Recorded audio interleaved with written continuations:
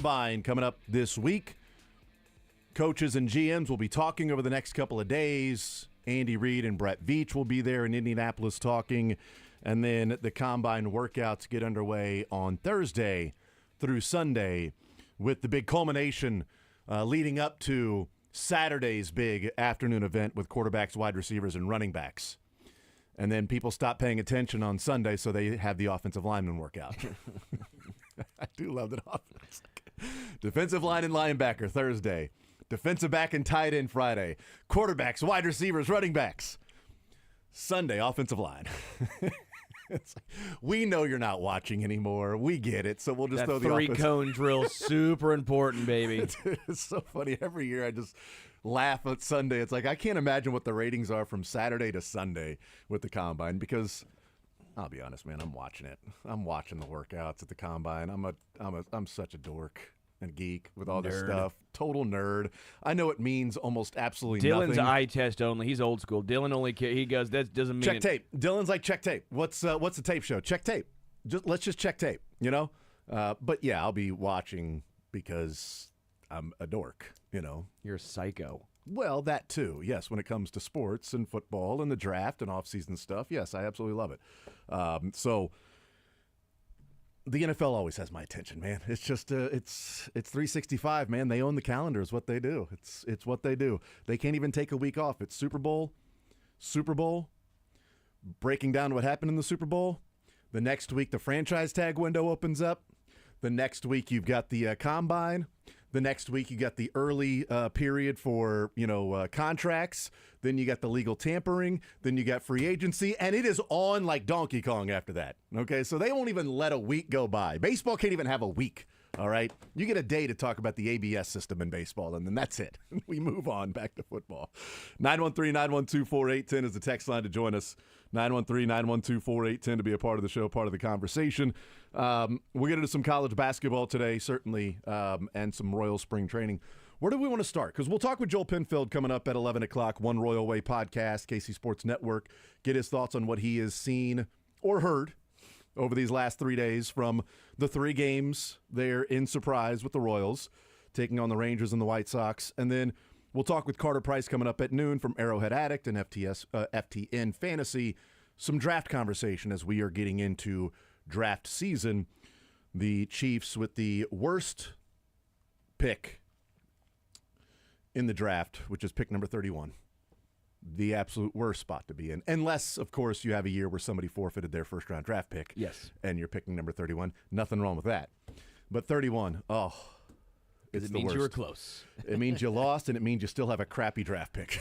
You still have a draft pick, and you got a conference champion. Maybe 30 or 29 would be the worst. Yeah, maybe 30. 30 might be I'll say 30 would be the worst. Yeah. 30 would be the worst, because then you didn't even win your conference. You didn't play in a Super Bowl, and you got like 2 points on the scale in draft picks better than the 31st pick, or at least they went to the Super Bowl. Expected to be conference champion spot. Yeah. Like if you were more favored or if you had a better record, that gets you the 30th spot. Yeah, that's right. Yeah, the 30 might be the worst pick. 30 is the worst pick. Second worst, 31 or 29.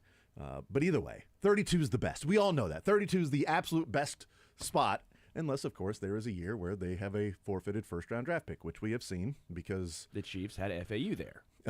That's right, at number 31, and Joey Porter Jr. went to the Steelers at number 32. So, his first-round draft pick, Joey Porter Jr., that's what it is. Who they got for, anybody remember how the Steelers traded up and with the Bears? Because the Bears had the first pick of the second round. Yes, it was the wide receiver that went to, it ended up going to Miami. Chase Claypool. Chase Claypool. The Bears gave up the first pick of the second round for Chase Claypool. Oh, my God. Yeah. Whatever. Anyway, so it is draft season. We get fun things like that. So we'll talk with Carter Price coming up at noon about some of those things, what he's seeing from this draft. How does this draft stack up for what the Chiefs need? Yeah. Because that's really what we care about, right? It's like, oh, this is an amazing kicker draft. Well, I don't give a bleep if it's an amazing kicker draft. This draft class is going to be the greatest quarterback class ever, which would be awesome because that would help the Chiefs. Because last year it did. I know. Last year, it'll help oddly enough, it'll help the Chiefs more on Friday than it will Thursday. Yeah. Because Thursday, maybe 1 or 2 picks. Like last year, you had all those first-round quarterbacks that went. 6, right? Yeah, and so then you get Xavier Worthy late in the first round where he might have been gone earlier. Yeah. You know, a number of guys get pushed down the ranks. Aren't going to be that quarterback run this year, but there might be a decent amount of quarterbacks in the second and third round, which the Chiefs not needing one would drive some of those prospects in the second or third round down the board towards the Chiefs, where I would like their first pick of the draft to be on Friday. That's just me. Either early Thursday or earlier than we thought Thursday night or Friday. That's where I would like the Chiefs to draft. We'll talk with Carter Price about that, and then Mick Schaefer coming up at 1 o'clock. Let's start with some college basketball. KU looks like they're having fun again. So that was nice. Nice to see that they like each other. You know, they were celebrating on the sideline. They were, chest bumping. They were high-fiving. The crowd was into it. So they looked like they were having fun again. That's good. Mizzou did the be quiet thing to their fans when they get excited about Mizzou. So, they've been doing the whole finger over the mouth like, oh, nope, shh, shh.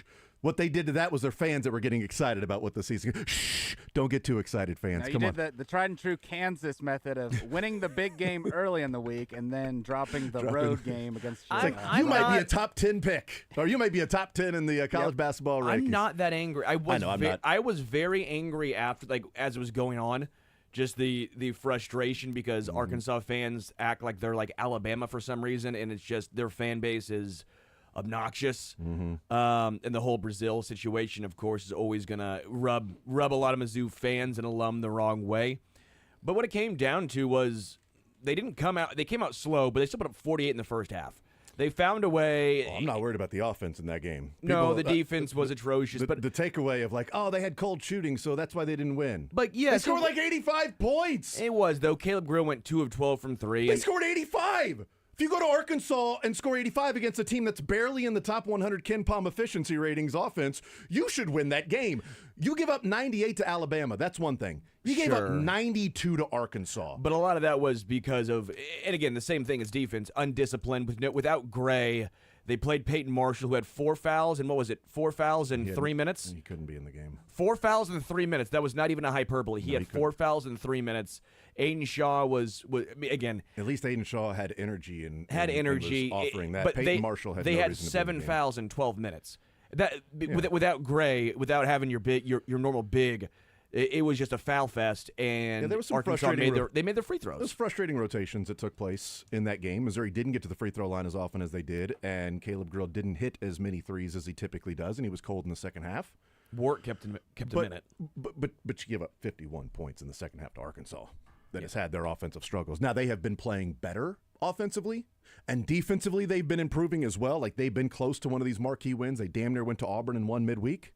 So it's a tournament team. You went on the road and lost to a tournament team that has some talent. Sure. So there is nothing to be ashamed in with that.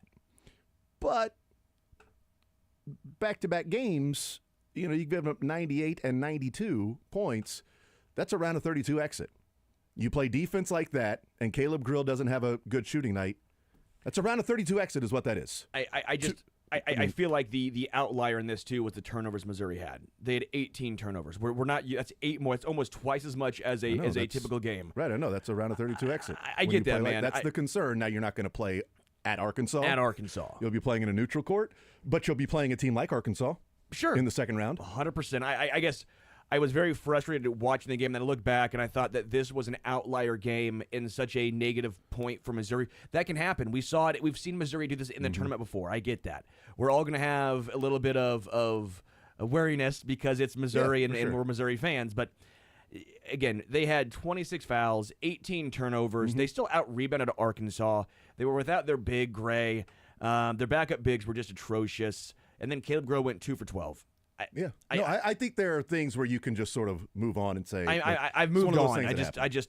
I moved on after the game was over. I was frustrated with the defense. I didn't understand so much of the takeaway being, man, they couldn't shoot tonight. Oh, they were so cold. I'm like, they scored 85 points, guys. I mean, like this is offense was not the issue for Mizzou. on Saturday night. But the issue to me is what happens defensively moving forward. It's Warwick, too, because I love Warwick. He needed to be in as a spark plug offensively. He really helped.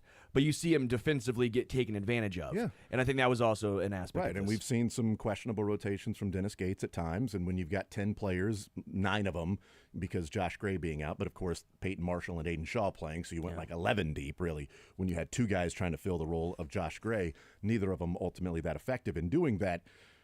You're trying to find that particular rotation, and I thought this was a game that Tony Perkins and Marcus Allen just weren't really needing to be in the game. Yeah. Like they just did not really bring it. Like Marcus Allen, the moment was too big for him, and that was early on, but he kept playing. Yeah. And Peyton Marshall, the moment was too big for him, and then he put him back in. That was odd. Warwick defensively, you're not really getting much from him, but I know late in the game they needed more offense because they were trailing at that into point. the first half too. He had some big buckets. I just there are times where you watch the game, you're like, man, I don't know that Tony Perkins really, Anthony Robinson not playing as much. That was interesting, but also this team, I would say when we talk about scoring 85 points, and I sort of dismiss any of the offensive issues, I do think the free throw shooting the last couple games is going to be something that'll get you beat too. When did Ant become just a brutal Agreed. free throw shooter? Agreed. When? I don't know. I don't know. He was money. Perplexing. He was money. It was like Anthony Robinson and Tamar Bates at the free throw line. Go ahead and count them. He was like 80 to 85%, and then all of a sudden now he shoots like Josh Gray. Same motion too. Yeah, they do have the odd sort of motion. So yeah, there's that part. In K-State, and now is in complete and total win the Big 12 or try to finish above 500 to go to the NIT with the loss to Arizona State. And it doesn't sound good with Coleman Hawkins. So for K-State, it's like, can you get him back for the Big 12 tournament? And if you do, are you even in a position to where you can win enough games to be invited to the NIT? I think that's what you're talking about right now for K-State. It's a difference of 10 days when we're talking about if they can win out, what can happen. And then they have that 2-game trip to Utah, and now a loss to Arizona State, and Coleman Hawkins being injured, and Jerome Tang not sounding like it was coming back anytime soon. Like it's a rough stretch, but it also shows. I compare K-State to Chiefs opponents this year, where Chiefs opponents would dig themselves a hole, and then they would fight back and make it kind of close, and you would go, oh, the Chiefs barely won that game. Right, well, the Chiefs got lucky here or there. Right, but the margin for error was eliminated in the first 3 quarters of that game by the opposition. Kansas State's margin for error was eliminated in the first month of college of Big 12 play and the end of the non-conference. This guy's trying to sneak in on our balcony here. Right, this guy, it's weird right now. All of a sudden, we're on the second floor. We got a balcony, and I see this head pop up right above the balcony right here. So that's pretty odd. It's crazy. Can we get the camera on the outside? Wow, that is Dylan, just joking. I didn't Dylan. see him at first. Yeah, man. We need the camera out there. So anyway, Oh, he's going higher now. That's he's Is that Creed? yelling. Yeah, that's Creed Humphrey. He's just checking in to see what we're talking about with the offensive line. What do you think about Trey? Is Trey gonna resign? Honestly, open the door, Jack. Open the door and ask him. Don't What are your do thoughts that. on K-State, guy? Don't do that, Jack. Yeah, with Kansas State, one of the oddest things about this season is that they snapped a 5-game losing streak with a 6-game winning streak and followed up with a 3-game losing streak. I'm not sure we've ever really seen that in college basketball where you had a team look like one of the worst Power 5 schools out there, then be, I think, analytically and data-wise, the number 1 team in the country for a 6-game stretch, and then followed up with that. And my question for them always was going to be on that 6-game winning streak, when you lose, how do you respond? Losing in Provo, ask Kansas fans, it's not a bad loss anymore. They lost by 34 there, but K-State lost that one, allowed it to impact them against Utah, lost that one. And now you see with Coleman Hawkins, I mean, if you want to give him criticism, fine, but that was a completely different looking team yesterday against Arizona State. A bad Arizona State team that had no momentum. They were, snake bitten all season long in conference play. They lose in the final seconds. In fact, K-State beat them in Tempe because it was Jaden Quinton's missed 2 free throws at the end with 2 seconds left. And they go in there and beat them soundly. That was never really a game for the most part. I think K-State trailed by 6 at halftime. But in the second half, once they got up by double digits, it never really was close again. And now the frustrating part if you're Kansas State is you can't afford anymore. Well, actually, it doesn't matter now in the Yeah. regular season. You have to win the Big 12 tournament. I mean, but if you want to play postseason basketball, you can't afford Yes. losses. If you want to get an invite to the NIT, that's looking pretty nip tuck at this point too. But if you want to be in that tournament and play any postseason basketball whatsoever, then yeah, it's dire straits. And again, without Coleman Hawkins, I think it's going to be really difficult. Very difficult. To me, even when he wasn't scoring, he was a threat offensively and could move the ball very well. Now you see an offense that could barely put up any points against, like I said, a bad Arizona State team. Now you got to pivot against a UCF school that has been bottoming out for about 2 months, it feels like. You lose that one, I'm not sure if you can stop the spiraling going into the tournament. We're hanging out on this Monday edition. I want to get into the conversation around KU and what we saw on Saturday, but what we heard the day before. And it's way too, like in law enforcement, they don't believe in coincidences, right? Like there's no such thing as a coincidence. I don't believe. You believe your gut. I don't believe. Read a lot of novels. Yeah, that's right. I don't believe in a coincidence that Barry Trammell's report comes out on Friday right before they play Oklahoma State, that whoever his source, like he wasn't working his source since they hired Stephen Lutz to then finally get a second source or verified that there was interest between Bill Self and Oklahoma State before they hired Lutz. Like it's not working that long. I think Barry Trammell got tipped and the timing is a little too coincidental. I want to talk about that. We'll get into that and talk a little bit about what we saw from KU as well. And then we'll talk some spring training with the Royals. We'll talk some Chiefs as well. Joel Penfield will be our guest. One Royal Way podcast, KC Sports Network, coming up at 11 o'clock. Carter Price at noon. We'll take a timeout. We'll come back. We'll continue rolling. More Zone next.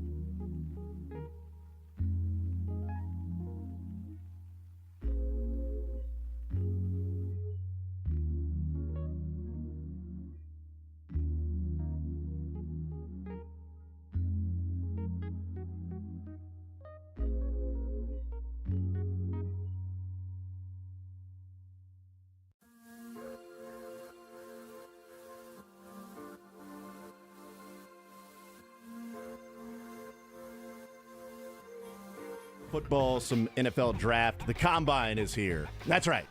Combine is here.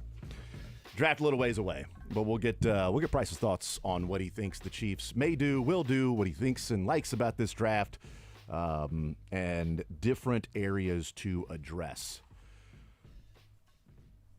Are we in agreement that Friday's story wasn't a coincidence on the timing?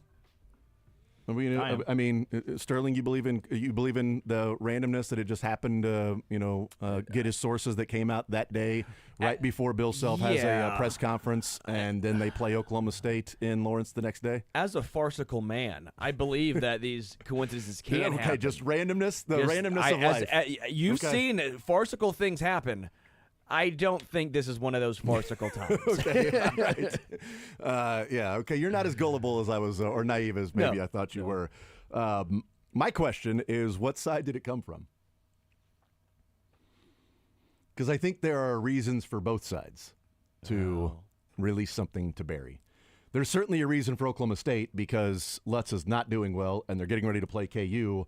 And right before they play KU, as Oklahoma State is struggling, for them to say, we almost got that guy. Okay, so this is not our number one. Was not. We're still happy with him. Sure, but I just want you to know that it wasn't. We just went out and said he's our number one guy.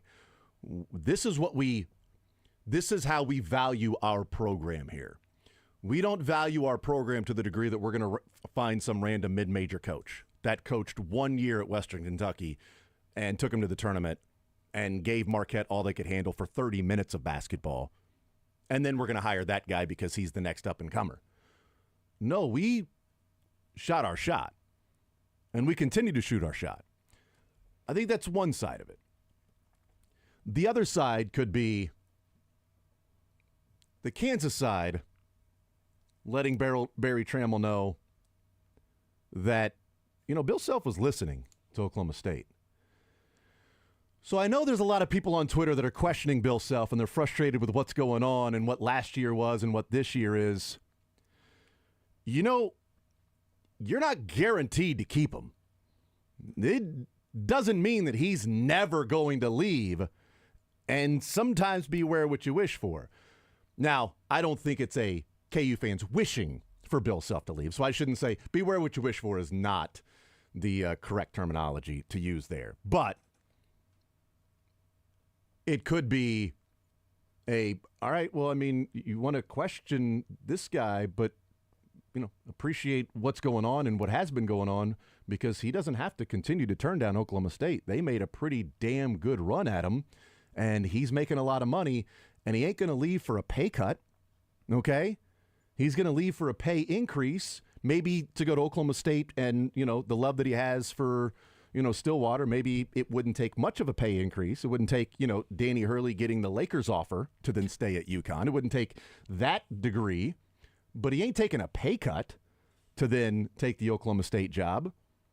So it was a viable chance of this guy leaving and taking Oklahoma State. Now, I think Bill Self would have been well aware that story was going to come out. Again, that's my theory on this, is that Bill Self knew the thing was coming out and was ready to say, well, I mean, we've talked every time there's been an opening, and we discussed what would be best for Oklahoma State and the program, and they got the right guy in Stephen Lutz. They got the right guy. And if his name is even Stephen Lutz, I don't know. I'm really good with names. Will Lutz, the kicker. I knew it. Damn it. I should have gotten the kicker. Stephen Motz. That's who it is. Stephen Motz.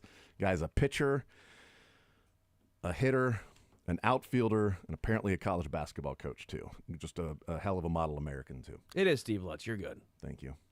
I figured I should know that since, last year being the coach at Western Kentucky, my wife and son traveling to watch that team play with their head coach and her not being happy that Oklahoma State stole them. But anyway, Jack, Stillwater or Lawrence, if you're guessing? It probably Stillwater. And the reason why is it's been now how many years since Oklahoma State has truly been relevant in the Big 12? Probably the Cade Cunningham year when Mike Boynton was still there. They have been a bottom feeder for a long time now. And what's worse for them is attendance has been shot. That used to be a place, Gallagher Ivory, where you'd go into. It might be a little bit more of a tough environment. Nobody goes to those games anymore, not even when KU shows up to go to Stillwater. And I don't personally like you're already backing out of the guy you put stock into year one. It was going to be a roster overhaul for him. It was going to be a tough year one. And for Bill Self, I don't believe this is the first time that Oklahoma State has approached him. No. I feel like every time there's been a coach opening, you might as well go to him. He's went to school there. He's got ties there. You might as well shoot your shot. But I don't believe it was truly ever close. I'm sure he was asked a few questions, but I go back to the number one question. Why take that job? Mm-hmm. What is, at this point in his career, which how many years does Bill Self have left? I remember earlier in the year he said, I'm on the back 9. I don't feel like I'm done this year, but I also understand. He might be on hole 11, like back 9, but still hole 11. It could be hole 11. It could be hole 17. Yeah, Who right, really right. knows with that? And after games, typically it's the 19th hole. Yes. Depending on if they win or lose, I don't know. And the what? But anyway, win or lose, we still booze, baby. And with Kansas this year, has it been frustrating? Absolutely. And I don't think any KU fan is going to say, an 18-9 season is very good. But there's this level of every year you're going to win 20-plus games. You are going to compete in the top half of the Big 12. And at his age, why would he go to the team that's always finishing at the bottom, and you go, okay, you got 3 or 4 years left, maybe. Well, let's say for nostalgia. It's just nostalgia and alumni. That'd be the only way. You're not making enough NIL there. Okay, even if you bring in a big transfer portal group, your expectation is I got to win immediately. I don't get any time to take Oklahoma State, through the rebuilding each and every year. I'm expected if I go there to win immediately, and that's going to be really tough to do in the Big 12 because we're seeing right now at KU. It's hard to compete with Houston at times. It's hard to compete with Iowa State when they're going on the road. To leave at this point in his career would make no sense, and I'm sure Oklahoma State approached it and said, well, let's see if we can maybe interest him because he's an alum of our school. I don't think it went that far. Because I would guess the NIL dollars, the purse is the bank is a lot bigger if you're selling to your donors that Bill Self is the coach. So that's probably what they approached him and said, look, I know the NIL might be an issue, but with you, we've already got all of these people that have said this is the money that we will be pledging if Bill Self is the coach. So that NIL is not going to be an issue for you. In fact, it might be more than Kansas. I have no idea if that's the case, right? But, the reports are that, Oklahoma State presented a really strong offer to, as Will Wade would say, a strong-ass offer, to Bill Self, apparently. And he turned it down. It would have a feel, though, as you're talking about it, just popped into my head of like, okay, you go there, you get some transfers, and then what are you going to do in your first year? Because there might be higher expectations.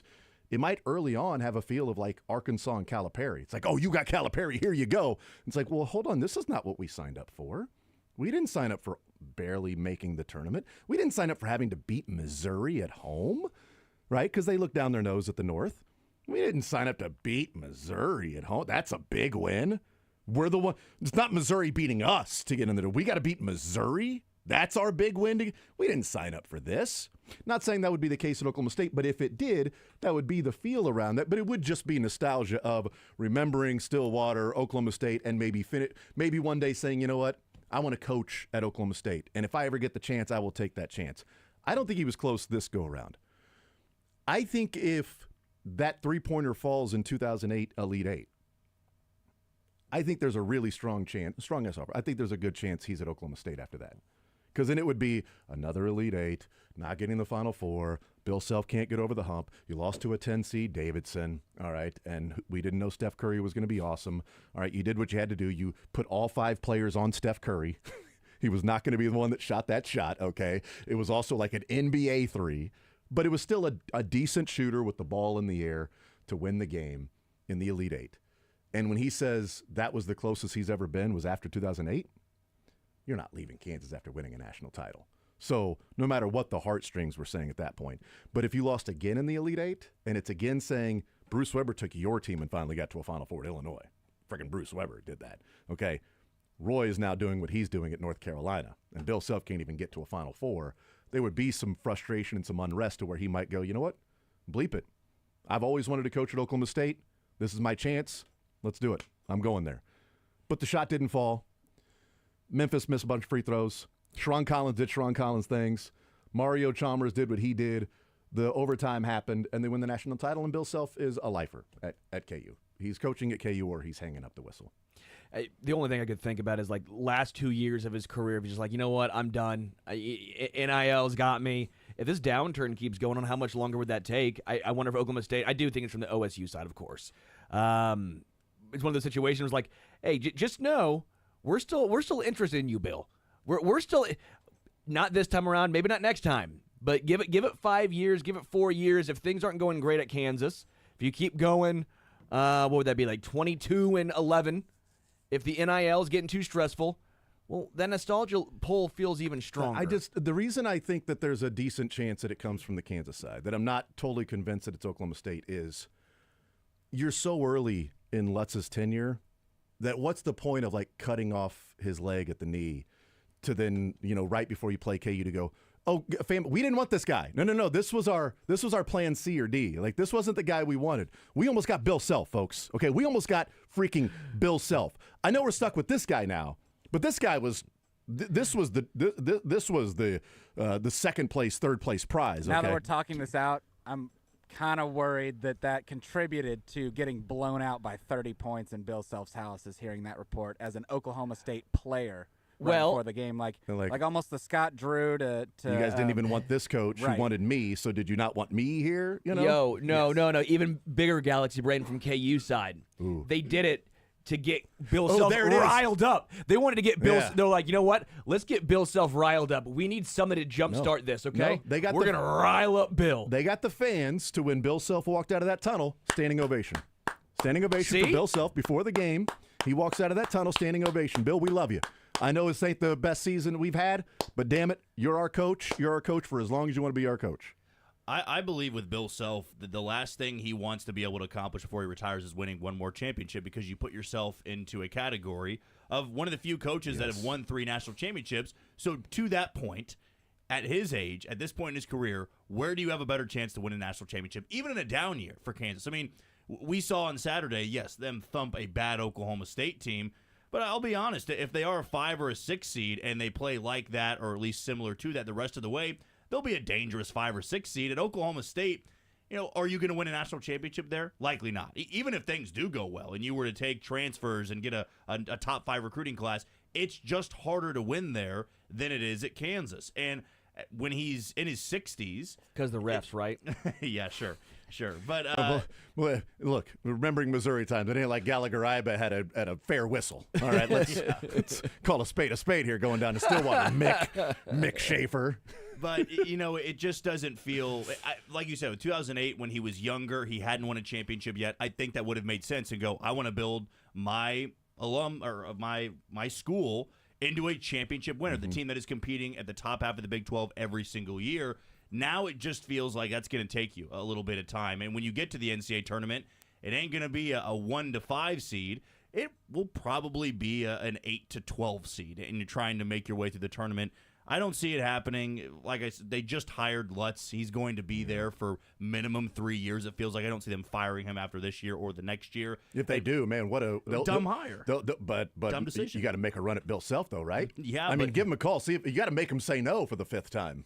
It would have to be the Calipari situation of the fan base gets so fed up, which even though there's mad fans on Twitter, the overwhelming majority is going to run him out. But there's no way, just from experiencing that situation, there's no way that it will ever end up in that sort of end of the marriage divorce where it was the perfect marriage for so long, and then it turned out to where you just couldn't stand each other at the end, because Bill Self doesn't say the same freaking thing every single year and press conference, and same excuses and tired, oh, we're young, and this constant salesman approach of, it just runs dry. You have to keep winning to keep that enthusiasm from the fan base when they're hearing and early on it was at Kentucky, 2010 Final Four, 2011 Final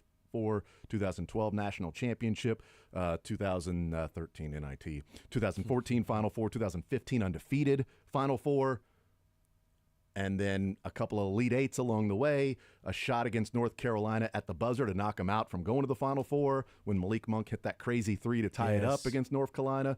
And who was the walk-on white dude, like the 2-star white dude from North Carolina that became a good? Was it May? Is that Luke May? Luke May that came down and hit like the 18-footer mid-range as the buzzer sounds to go to the Final Four. What a crazy experience for him, right? Being a kid that was lightly recruited to go to North Carolina, his dream school, and then he hits a shot to take him into the Final Four. But like that was the highlight. That was it. And then it was just downward trend, but it was the same stuff over and over again. Talent, no team. Talent, no team. Oh, we're young. Oh, we're going to be. You guys don't understand basketball. Oh, you. Questioning reporters and fans constantly. Well, you guys don't know what we're doing here. Well, you know what? You don't understand what you're seeing out there. Just like, would Bill Self ever say that? Like, would we ever hear Bill Self go to a reporter or a fan? You don't understand what we're doing. You don't understand basketball enough to question. You don't know ball. Yeah, he would. John Calipari would call people basketball bennies as a sarcastic joke about you don't know what. Oh, all these you must be a basketball Benny. Bringing up. Ooh, look at you bringing up terms in basketball. Basketball Benny over there. You know, it runs dry quickly when you do that and you're not winning. And that's why it got to the point to where people are like, done. Get the hell out. Tired of you. Tired of the antics. Tired of the salesman. Tired of the same thing over and over again. Tired of the same excuses. Go. Arkansas wants you. Great. It'll never get that way with KU and Bill Self because Bill Self is not Cal. Bill Self is feels way more genuine than Cal feels like he's constantly, always, anytime he's talking, he's trying to sell you something or screaming at the refs. It's just a down year, which is this story coming out felt very fitting for what they've done, but it's nowhere close to a bad marriage at this point. You're 18-9, can be 19-9 with a win tonight, and then you have a chance to knock off a top 15 team at home on Saturday. And I will guarantee you that on Monday, if that happens, people will be talking a lot differently about this season. Well, I mean, is this going to be the turning point? Is this going to be one of those situations we look back on and say this is almost what the team needed to galvanize and the fan base to galvanize and Bill Self maybe to, I'm not saying get him back on track, but get a little extra fire. I wonder if we look back on this when it's all said and done after this 4-game stretch and say, hey, this was big for Kansas. This was the turning point. He's calling it a new season. He says we're 1-0. That's all that matters. Whether you can do that or not, I'm not sure, but it's clear they responded pretty well Mike on Saturday. Matheny. There you go. Well, new season, new John day. Calipari said, every game along the way is a tournament game, which was crazy to say that against Mizzou because they would have been lost that game with Calipari in the first round. Like, this is now we're starting our NCAA tournament. This is a first-round game or an Elite Eight game, whatever you called it, against Mizzou, and they won. It's like, well, that's not a tournament game for you, Cal. Not in like 8 years. It's been a while since you've. Kim Anderson's the coach. What are you talking about, Cal? This is early Conzo, man. What do you think? Is Jonte out there? I'd bet you Jonte's not out there. Sorry.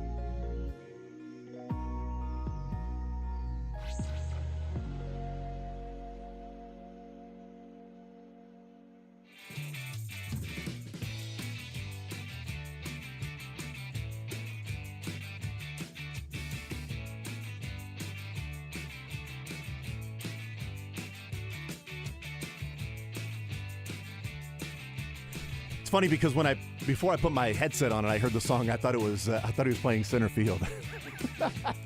I thought it was What I Like About You. You keep me warm at night. To be honest, Sterling, I have no idea how they get around the copyright of that song. Yeah, right. This is and people listening on the podcast don't know what we're even talking about. This is not center field, by the way, what he's playing. Yeah, it's never even close. Well, it kind of sounded like before I had my. Like I said, before I had my headset on, I heard just a couple. Mainly because I was planning on talking baseball here, so I'd already had sort of a thought around baseball, and then I hear that I'm like, wait a minute, how did Dylan know that we were going to be talking some baseball? Let's take a bet. Since we left on Jonte Porter, let's talk about betting right now. 5-1 odds that we're going to talk baseball here. Does a Royals pitcher get a walk-in song at some point this year, whether it's Estevez or Lucas Ursig? 100%. Yep, absolutely. You think yes? Yep. 100%. Yeah, even though they're going to go likely closer by committee, somebody's going to be the number one closer. I expect it to be Lucas Ursig. Me too. Okay. Though it will come down to, is the song going to be known by the crowd? Because last year Lucas Ursig's song was not as well known by the crowd. I meant you have to have an actual like walk-in with the lights and everything. That'll happen, yes, but the song will be like how Joaquin Story had "Welcome to the Jungle." And everybody in the stadium goes, "I know this song." White Horse by Chris Stapleton didn't work out for me. That no, was not bad for James MacArthur. MacArthur, yeah. Greg Holland had that weird one. I actually love Wade Davis had Metallica. the band, but it was a bad song. What was Kelvin's when he came in? El Abayarde. Yes, that's right. That one was good too. Even Timmy though Trumpets with Diaz is also. What do we awesome. think, Luke? Ask him what would his walk-in song be? Yeah, when you go down to spring training tomorrow. Do it again. I actually did ask him about the closer entrance, and he said the first time he was startled by the lights going off, and when the lights came on, he almost ran into a grounds crew member. He's like, I almost fell on my ass. Okay, so maybe we actually get more lights for Lucas. More lights. Don't hurt him. Brighter. We turn all the lights on. We get Spotlight. an extra lights. It's a huge spotlight. Spotlight. No, it's a big military flashbang. I mean, everybody, because it's really going to mess up the other team. Like, he's going to walk in with like headphones on, noise canceling, with like some goggles that with sunglasses and everything that would block the light, and then the other team is just so disoriented after the big flashbang that bring in with Lucas Ursig. The umpires are too. They don't know where the strike zone is. But that's ABS, just we're normal. good. Yeah. Yeah. Damn it! I walked over that one. Let's do it again. No, we're good. What should his intro song be? It's got to be something good though. Well, I don't know. We should ask him. Ask him. Go back to Arizona. They've got full permission to pick any song they like as long as they can find a clean version of it. But And with it's any not, of those it guys, can't be Enter Sandman either. Yeah, there's that's one too song cliche. you can never Or use. Hell's Bells. Yeah. Can't use that. Come on, Trevor Hoffman needs more credit. Trevor Hoffman is What better Metallica than song was Wade Davis? Oh man, Because for whom the bell tolls Was would it be sad but it wasn't. true? It was not a top 5 hit of theirs. It was okay. more of a deep cut, if I can remember correctly. It Didn't might you been have like walk-up songs as Leisure at one point Yeah, there, we did. Sterling? But Wade Davis didn't have like a. I have check, please. Well, that's you got to go, waiter. Check Was it Final Countdown by Europe? no. into the silence. Because I see Nope, that article nope. too, Sterling. Yeah. Final Countdown? No, it wasn't Final Countdown. No. Are we all looking up the same thing? That's what I see.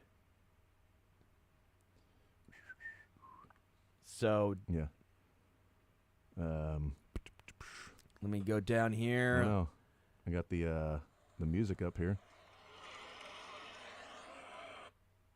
Nope. I'm not sure where where's the intro music? Nope, not on there. Oh well. Anyway, so we wasted time doing that. That kind of was a. Now I got an article that says. says Wade Davis, Dr. Dre, act right. Yeah, I see that too. I feel like you're a liar. He probably bounced her. No, it Did was you lie to Metallica. us? I didn't. He might be probably telling bounced he's around. probably, a lot. yeah, I was gonna say if we don't have a definitive answer, Jack's Yeah. probably right. It probably bounced around. Yeah, I like. I'll go with Jack on this one.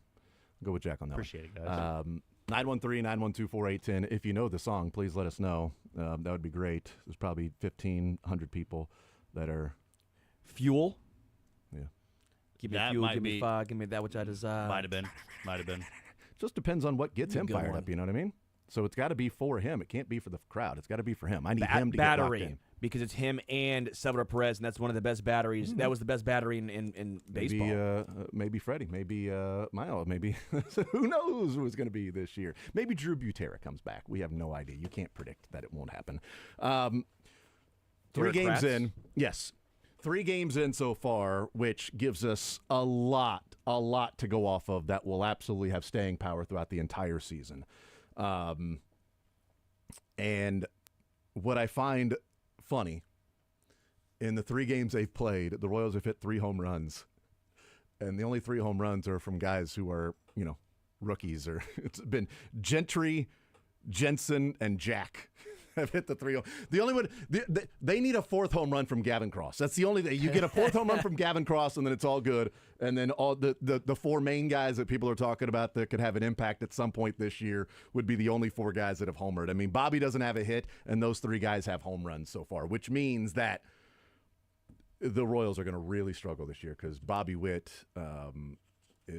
he cannot hit anymore. You do wonder if was last year a flash in the pan is really what everybody's questioning right now about Bobby Witt with his 0 for 6 start in these first 3 games. But I do think, in all seriousness, the 115 off the bat from Caglione. I mean, Carter Jensen ropes it down into right field at 109, which is still, legit for Carter. And I hope we see Carter in a Royals uniform this year at some point. My guess is they'll both start probably both start at Double-A together, and then maybe we'll see Triple-A. Maybe we'll see him jump right up, but Triple-A, and then I think there's a decent chance we'd see both of them this year. We'll find out. But Carter hits one, 109 off the bat, and then a number of innings later, Jack comes up and says, well, I'll do you one better, Carter, which is rude, and hits 115 off the bat, 435 to dead center. But to me, the biggest takeaway is not just that he hit the ball hard. We know the guy has, light tower power. We know the guy is going to have some crazy exit velos. Maybe not Ellie De La Cruz and his missile that he hit but still. What I thought was most interesting is who he hit it off of. Trey Mago, who isn't a, widely known name, but he's a lefty. He's a lefty with a sub-2 ERA last year in Double-A and Triple-A. But even more than that, the guy has been pitching professional baseball since 2019. He has faced 1,071 batters in his professional career. He has given up a total of 3 home runs to lefties. And Jack hits 435 off of him. Dog, I'm all the way in. 115 off the starting first baseman. I'm in. Vinny, you're DH now. I'm all the way in. We know he can hit the ball hard, Jack, right? Mm. But the fact that this guy just doesn't, whether it's a minor leaguer or not, he doesn't give up home runs to lefties. That's the one thing that he does not do. And maybe he was working on a pitch. We never know with this. Maybe he was just working on something and Jack saw the same pitch 3 times in a row and turned on it. But to me, that's a little more interesting than, hey, Jack hit one really far, because we know he can do that. He hit a home run off a guy who's a lefty who's given up 3 home runs to lefties in his entire professional career going back to 2019. And that's what you hope to see in spring training. He's not going to face too many big league arms out there. You hope that he can crush guys that are successful at Double-A and the Triple-A level, because that's where he's going to begin. He's going to be, yeah. As much as we would love for him to make the open day roster, it's not going to happen. But to see something like that, the talent is absolutely there. And you know that if you make a mistake in the zone to him, that could be the result. 115, 435. And Jonathan India had a rough start and then decided to wear sunglasses. First fly ball to Jonathan India playing left field for the first time in a game. He loses it in the sun. But don't make the same mistake twice. Wear sunglasses the next time out, and then made the catch. Sun will get you. So there you go. You want to talk about rapid improvement in left field. That's Jonathan India. Quick improvement. We'll talk with Joel Penfield next.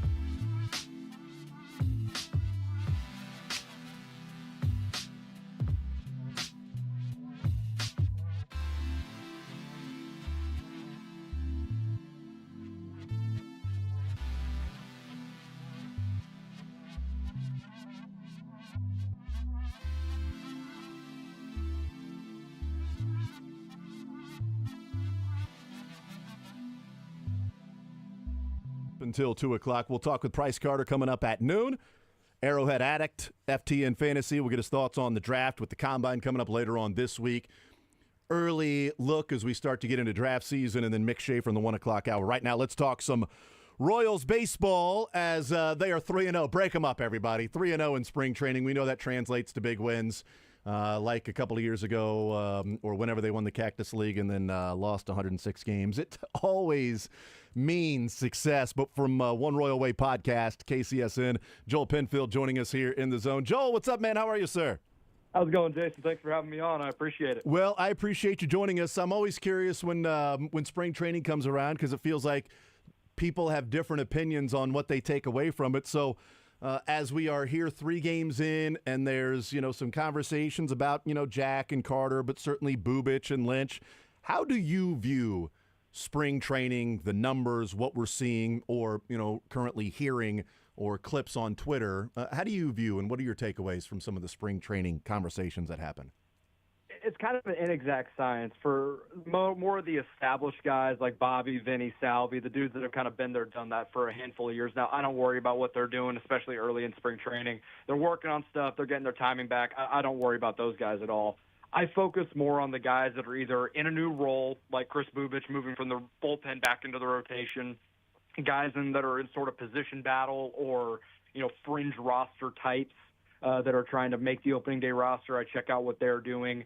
And some of the upper minors guys just to get an indication of where they could be at the end of the season or kind of what guys like Caglione and Carter Jensen are doing just to, hope that possibly they can impact the big league roster either this year or maybe next season. But I don't take a ton away because it's a very limited sample. They're in Arizona where it's already kind of hot, the ball flies. Taking away stuff from, a big home run or pitchers getting lit up when it's, the ball kind of flies a little bit in the Cactus League. It's kind of tricky. But I'm just happy the baseball's back more than anything and getting to see these guys get some run before opening day. Yeah, my view on spring training is if the numbers are good, then it definitely means there's a breakout. And if they're bad, it just means they're working on something, right? I mean, just going through some stuff. I will view the stats that whatever fits my narrative and what I'm trying to push, right? Absolutely. I mean, that pitcher got shelled. Yeah, but he's only throwing sinkers. He's just trying to work on his sinker the entire time. Like, he's not really trying to pitch. You got to understand that. Be smart about this whole thing. See, that guy struck out like 8 guys. I know, dude. It's going to be amazing. He is about to break out this year. You got to love that. But you mentioned, sometimes the big home runs can get overblown and things like that. But Jack had a big home run yesterday, Caglione, and that thing was going all around the internet, 115 off the bat. I had mentioned that, we know that he's got crazy power. Does it matter to you that, Trey Mageau is a guy that just does not give up hits to lefties and doesn't give up home runs to lefties? Throughout the number that since 2019 in his professional career, he's faced 1,071 batters and he's given up 3 home runs to lefties. And Caglione hits 115 off of him. Now, he might have been just working on a pitch, right? I mean, things like that. But we know Jack can hit the ball far, but that to me maybe added a little bit on, him going up against a guy that's throughout his minor league career has been pretty good against guys at the left side of the plate. It is a positive indicator that Cags was able to get on a ball, lefty, hit it out that far, hit it that hard, but he's going to do that quite a bit throughout his career. I want to continue to see him be more selective with his swings. He kind of has the same, like what we learned about Bobby Witt Jr. in the minor leagues was his bat-to-ball skills are so incredible that he expands outside the strike zone quite a bit because he feels like he can get his barrel to it. Jack Caglione does some similar things in that regard, and it's not all bad, but I want to see him be more selective, take more pitches, take more walks, and then hammer the mistakes the guys make in the strike zone when it's a 3-1 count and he gets the fastball he's looking for. Those are some of the things I want to see from him, both throughout spring training and while he's with the big league club and as he goes to Northwest Arkansas, because he got eaten up a little bit in Quad Cities being too aggressive. I want to see him be a little more selective and work some better counts and then hammer those mistakes. And that's what's going to help him develop quickly and where he could have an impact on the big league roster sooner rather than later. One note on Carter Jensen as well in his home run that I think is noteworthy when we look at what he's doing in spring training. And Caglianone's home run was impressive given the lefty-lefty nature of it, and what you said, the guy had only given up 3 homers or something like that. Carter Jensen worked a full count against James Karinchak, who had been with Cleveland for a long time, worked a 3-2 count off of him, and then hammered that home run. Like, that to me is indicative of that Jensen's developing quickly as well, that he's able to work that type of plate appearance against a guy with significant big league time, big time stuff, big time velocity, and then hammer the mistake late in the at-bat. That's another positive indicator, and to me means more than what Caglione did. Yeah, I love that at bat from Carter. I'm glad you brought that up because working the 3-2 count, I mean, he's always been good.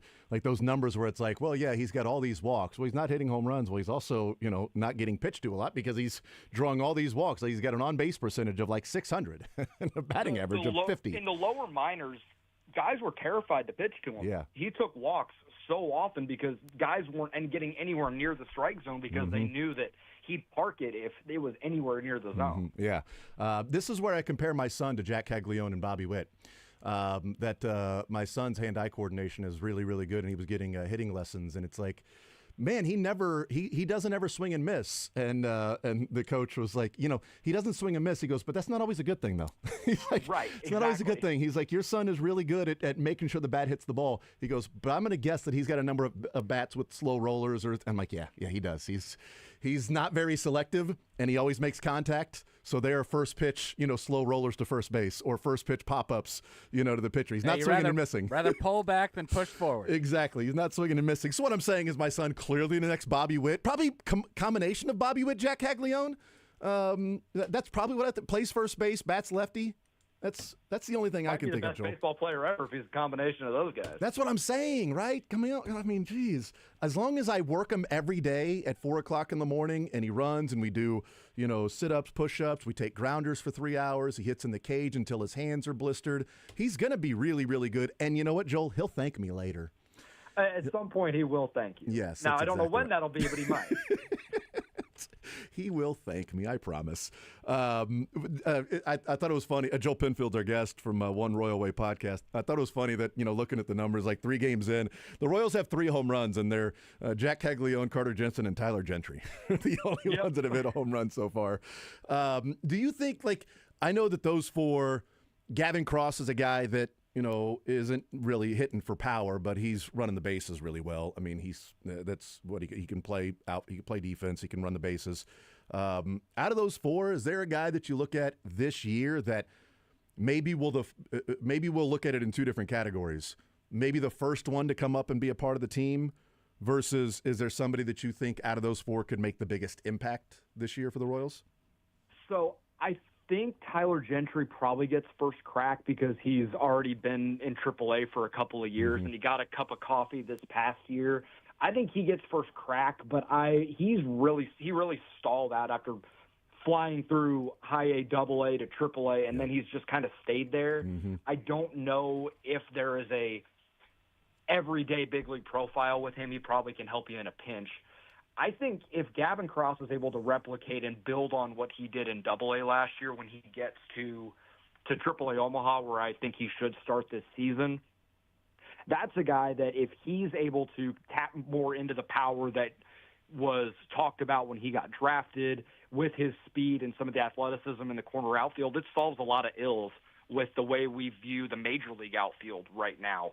And a guy that can hit, 5th or 6th in your lineup and hit a bunch of doubles, pull side power, and even some opposite field power too that he displayed in Northwest Arkansas. I want to see him cut down on some of the strikeouts, but that may just be a part of who he is. But that's a guy that the profile is an everyday big leaguer. It's just a matter of him putting it all together, and he showed at times that he can do that. I just want to see him do it with more regularity before he gets a crack in Kansas City. Visiting with Joel Penfield, I want to talk about one more on the offensive side before we look at a couple of the pitchers and some of the storylines from the weekend. MJ Melendez has a new swing. Michael Garcia has a minor adjustment on bat placement before he gets into his load. What do you think of those 2? And is there one more than the other maybe that you have some excitement about for this year if it works out? I don't think I can quit either of these guys. I can't quit MJ. I think the athlete that he is, some of the stuff that we've seen for him, the flashes that we've seen, are like, this guy should be so much better than he actually is. And maybe this swing change and this, trying to, cut down on some of the movement pre-swing, maybe that just helps simplify things for him, and it may take away from some of the big-time power that we've seen from him. But if he's a 15 to 18 homer guy with about 30-plus doubles, which I think this swing could allow him to be, then it's a much more significant value to the lineup, and it lengthens it a ton because you don't have, outside of Vinny, Bobby, and Salvi, and maybe Jonathan India if he's able to be the leadoff hitter that we need, outside of those four guys, you got a lot of inconsistency or a lot of unproven commodities of what they can provide on a day-in, day-out basis. MJ changes a lot of that if he's able to hit with more regularity, and he's not going to be a 300 hitter, but if he can hit 240 and get the OPS up into the 760s or 770s, it changes the complexion of the lineup a lot. I liked what I see from Michael, and he still hits the ball so hard. He's very selective at the plate. He doesn't swing and miss a lot. He's just got to make more contact, and if he's able to do that and make more efficient contact, if he's able to do that, then you're not asking him to lead off this year. You're asking him to hit 8th or 9th. And if he hits 9th and he can be a de facto second leadoff hitter, turn the lineup over, hitting 260, the lineup is in such a better shape. I don't have super high expectations given that he was the worst qualified hitter in baseball last year when it came to weighted runs created plus. But if he can get it up into like the 85 or 90, it's a 20% increase from what he was doing last year. That sort of increase matters. Yeah, I think I'm more excited about Michael than MJ because Michael's an everyday player. We saw a couple of years ago, and you know what? We talk about bat to ball, like he doesn't strike out. He also doesn't swing and miss very often. He squares the ball up a lot. He's a guy that is a high contact guy, and if he's putting better barrels on the ball and waiting back, as he said, not trying to go to the ball, but wait for the ball, adding the little toe tap, and maybe, the offseason of just not playing winter ball, of not playing every single day, could make an impact for him as well. I mean, he's a little bit thicker than what he was last year with the rehab and sitting in the weight room, but I know he loves to play baseball, but not taking a day off last year after the season was over and then Winter League and then, constantly playing and then getting back into spring training. I mean, that's got to be a grind. I would just wonder, you take some time off, it gives you some time to sort of tinker, watch some film, see if there's some adjustments you can make rather than, I don't have time to adjust my swing because I'm playing Winter League ball here in Venezuela. I'm trying to win a championship. Yeah, and I do think the hit, that triple that he had in the game the other day, I think that's instructive of the type of hitter that he should be, which is hit it where it's pitched, drive it the other way, hit liners all over. I think last year when he kind of had that power surge in April, it kind of became a victim of his own success where he was trying to get the bat head out and hit a bunch of pull side fly balls, and that's just not who he is. Sure, jump on it if you get the right pitch in the right situation, but just spray the ball everywhere and get on base for the guys behind you. And I think with his ability to be on base and and be a solid base runner for this team, just hit the ball where it's pitched and go. And I know that's easier said than done, but to see him take a fastball down and away and drive it to right center is a good sign that he is changing his approach rather than just trying to be too pull happy. Visiting with Joel Penfield, One Royal Way podcast, KC Sports Network. Jonathan India, a couple of games in left field. MJ Melendez in left field today. Jonathan India with the day off. Cole Reagan's on the mound. Kevin Biggio playing first and leading off today. So some different looks for the Royals out there. The fact that India was playing a couple of games out there in left field with Michael at third base and Massey at second base, is that an indication of who they're going to first or looking first to put India out in left field? Or is that an indication they're trying to get a longer look at India, knowing that he can play second base? Or maybe they have a better idea about Michael Massey because he's been around longer. What do you make of, and what's your theory on India being the first one of those, Massey, India, Garcia, whoever, that may play in the grass rather than the dirt? I think it's just to get a longer look at India because I would imagine him going out there first indicated to me that they want that to be the ideal scenario. Let Massey play second base where he is an above-average fielder, and that may be selling him a little bit short. And India's athleticism out in the outfield, let that play a little more. I am very skeptical of the Michael Massey playing outfield because of the back injuries, and that is a lingering thing. They don't always get better. You just kind of maintain and mitigate the injury as much as you can. I can't imagine playing the outfield is good for a back injury. I don't see that being a legitimate path unless it's in a pinch. But letting him go out there every once in a while just for some versatility, certainly, to give it a shot. But I think the Royals want Jonathan India to be able to play outfield with regularity, given that MJ's inconsistency out there. When there's a lefty on the mound, they don't feel like they have to put MJ out there because they don't have anybody else to play left field that's a good enough bat. It gives them – I'm all for versatility and giving yourself as many options as you can for either platoon or just value perspective. But I would imagine Jonathan India going out there, they want that to be a more than once or twice a week scenario. Visiting with Joel Penfield, One Royal Way podcast, KC Sports Network. Do they want the scenario to be that Bubic is the fifth starter for this team? I think that's the way that it's going to end up. And it's something that I've been skeptical of, or I've been a vocal keep him in the bullpen guy because he was so good down the stretch for this team.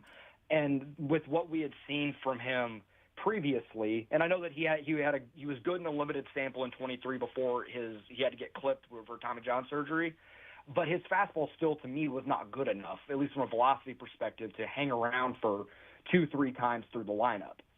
Yesterday, when he started, fastball was up to 95, averaged almost 94. If he's able to do that as his innings increase, then with new information, I will change my opinion that he should be the fifth starter because to me, that is going to play a heck of a lot better at 93 to 95 than 89, 91, 92, which is what he had been previously in his career when he had started. And the addition of a couple different variations of a breaking ball. He talked about throwing a shorter slider and a more sweeping one just to give a couple different looks. He's lengthening out his repertoire to be a starter. I think that's the way they're going to play it. And they could always change that. Noah Cameron can come up. Daniel Lynch can spot start if they need him to. Kyle Wright, when he comes back, he can be that guy too. But when the fifth starter spot comes around for the first time this year, it's going to be Chris Bubic. That's how I see it at this point. Yeah, I'm with you. I think it'll be the case as well. And I think Alec Marsh, being injured certainly hurts his, possibility. But also I think, Alec Marsh is an interesting one only because last year at this time, we all kind of assumed that it'd be Jordan Lyles would be the fifth starter. And that wasn't the case. And that was awesome to see that the Royals didn't just say, well, there's 8.5 million reasons for Jordan Lyles to be the fifth starter. And instead they said, no, you know what? Alec Marsh earned it. And I bring that up only because it gives me more of a confidence, not that I'm rooting one way or another, but it gives me a confidence that if Noah Cameron, local guy, St. Joe in the house, if Noah Cameron goes out there and earns it, that it won't just be, well, we wanted Bubic to be the fifth starter, so we're going to stay with that because that's what we really wanted. Alec Marsh went and earned the job as the fifth starter, and they rewarded him with that. That I do wonder if Noah Cameron goes out there and pitches well and looks like he did at times in AAA, and there's certainly a lot of excitement around him, that if he goes out there and earns it, then, the Royals wouldn't hesitate of making him their fifth starter. No, I don't think they would either. There's a reason why they put him on the 40-man roster. That he went from AA to AAA and got better. Which happens all the time. Yeah, all the time, clearly. Now, to be fair, AA is more of a prospect league than AAA, but you're one step closer to the big league. Some dudes crack under that pressure of being right there, and he didn't. He got better. And, again, similar to Bubic, the fastball played up, and I don't know whether that's just being amped, getting into – a big league game like he did, but fastball was up around 95, almost 96. The cutter that he featured metrically was similar to what Cole Reagan's throws. The changeup is obviously devastating. he has a good enough mix that you could throw him out there as a fifth starter and feel comfortable, but I don't think they're going to do that right away. Mm-hmm. But Noah Cameron is going to factor into the big league staff at some point in some form, whether it is out of the bullpen or starter, and I feel really confident that he can have an impact on the 2025 season for the Royals. As you're looking at this team this year and just a couple of positions that are even open for competition, who do you think fills the Adam Frazier role this year? Probably Kevin Biggio. Kevin Biggio, yeah. I figured that was the answer, but does he fill it better than what we saw from Frazier? I mean, do they get what they got from Frazier? Simply, yes. He is a much more functional hitter against right-handed pitching than Adam Frazier was. Which is nice. Other than, that's always something you could use. Joel Penfield, One Royal Way podcast. Hey, Cole Reagan's on the mound today. That'll be fun. KC Sports Network. Joel, really appreciate the time, man, and looking forward to catching up with you, more regularly this summer. And certainly great stuff on the One Royal Way podcast. If you guys haven't checked it out, go check it out. It's great Royals information, content that's there. Joel, thank you for the time, man. I appreciate it, brother. Thank you, Jason. Look forward to next time. Take care. Absolutely. There's Joel Penfield. Great stuff from him and great stuff at One Royal Way podcast. Look, man, we're 3 games in, so we can take some grand conclusions because it's all we have to go off of, sample size and all of that stuff. We can do those things with spring training, but it's I think just you said nice. it best. If we want, and Joel said it as well. If it backs up my argument, Right. it works. It's like PFF. Totally. Absolutely. I mean, look, man, if he's getting shelled, he's just working on stuff. If he's out there striking guys out, it's because this is the guy he's going to be. Right. Everybody's in the best shape of their life. Michael Garcia put on weight. He's stronger now, right? I mean, now he's ready to go. He's added a toe tap, right? The bat is resting on his shoulder a little bit more before instead of the bat more, at his 1 or 2 o'clock right. when he's getting set up. That's awesome. MJ Melendez has cut down on all the different movement. It's resulted in, both of his bats being strikeouts, but that's fine. He does have a walk that's there as well. So you've got Bubic working on a sinker.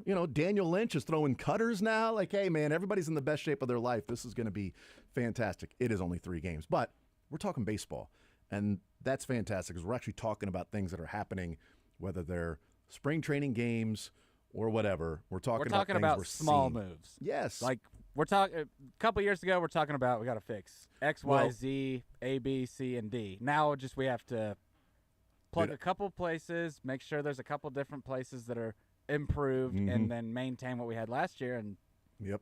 Sky's the limit. Getting from 70 wins, I've said this in baseball a long time, getting from 70 wins to 80 wins is a couple of players here or there. Getting from 80 to 90 is organizational. You got to be top to bottom if you're going to win 90 games. And this team won 86 last year. So a modicum improvement still puts them in a fantastic spot to be in the playoffs. Even small incremental improvements. Kevin Biggio being better than Adam Frazier. Okay, Michael Garcia not being one of the worst rated offensive players, if not the worst weighted runs created plus players in all of baseball for a regular, not being that guy. MJ Melendez and Hunter Renfroe having their struggles at corner outfield last year. Now, they did have good injury luck at the pitching staff. The bullpen was atrocious at times and was really good at times. But if you can get, some health, and then Estevez and Urseg being guys at the back end, Bubic a fifth starter, filling the role and looking like maybe what he did before he had Tommy John surgery. Like, yeah, there are some things that you come away with. Jonathan India as an actual leadoff hitter instead of the Royals' leadoff hitter being the Chiefs' left tackle. It's just like a revolving door of suck. It's like, who's going to play left tackle? I don't know, but they're probably not going to be good. Who's going to lead off for those Royals? I don't know, but they're probably not going to get on base for Bobby Witt. I have a pretty good idea that Jonathan India, wherever he's playing, in the dirt or the grass, he won't forget how to get on base for this team. So there are areas where they can improve, and maybe that influx of a trade deadline move maybe isn't making a move outside the organization.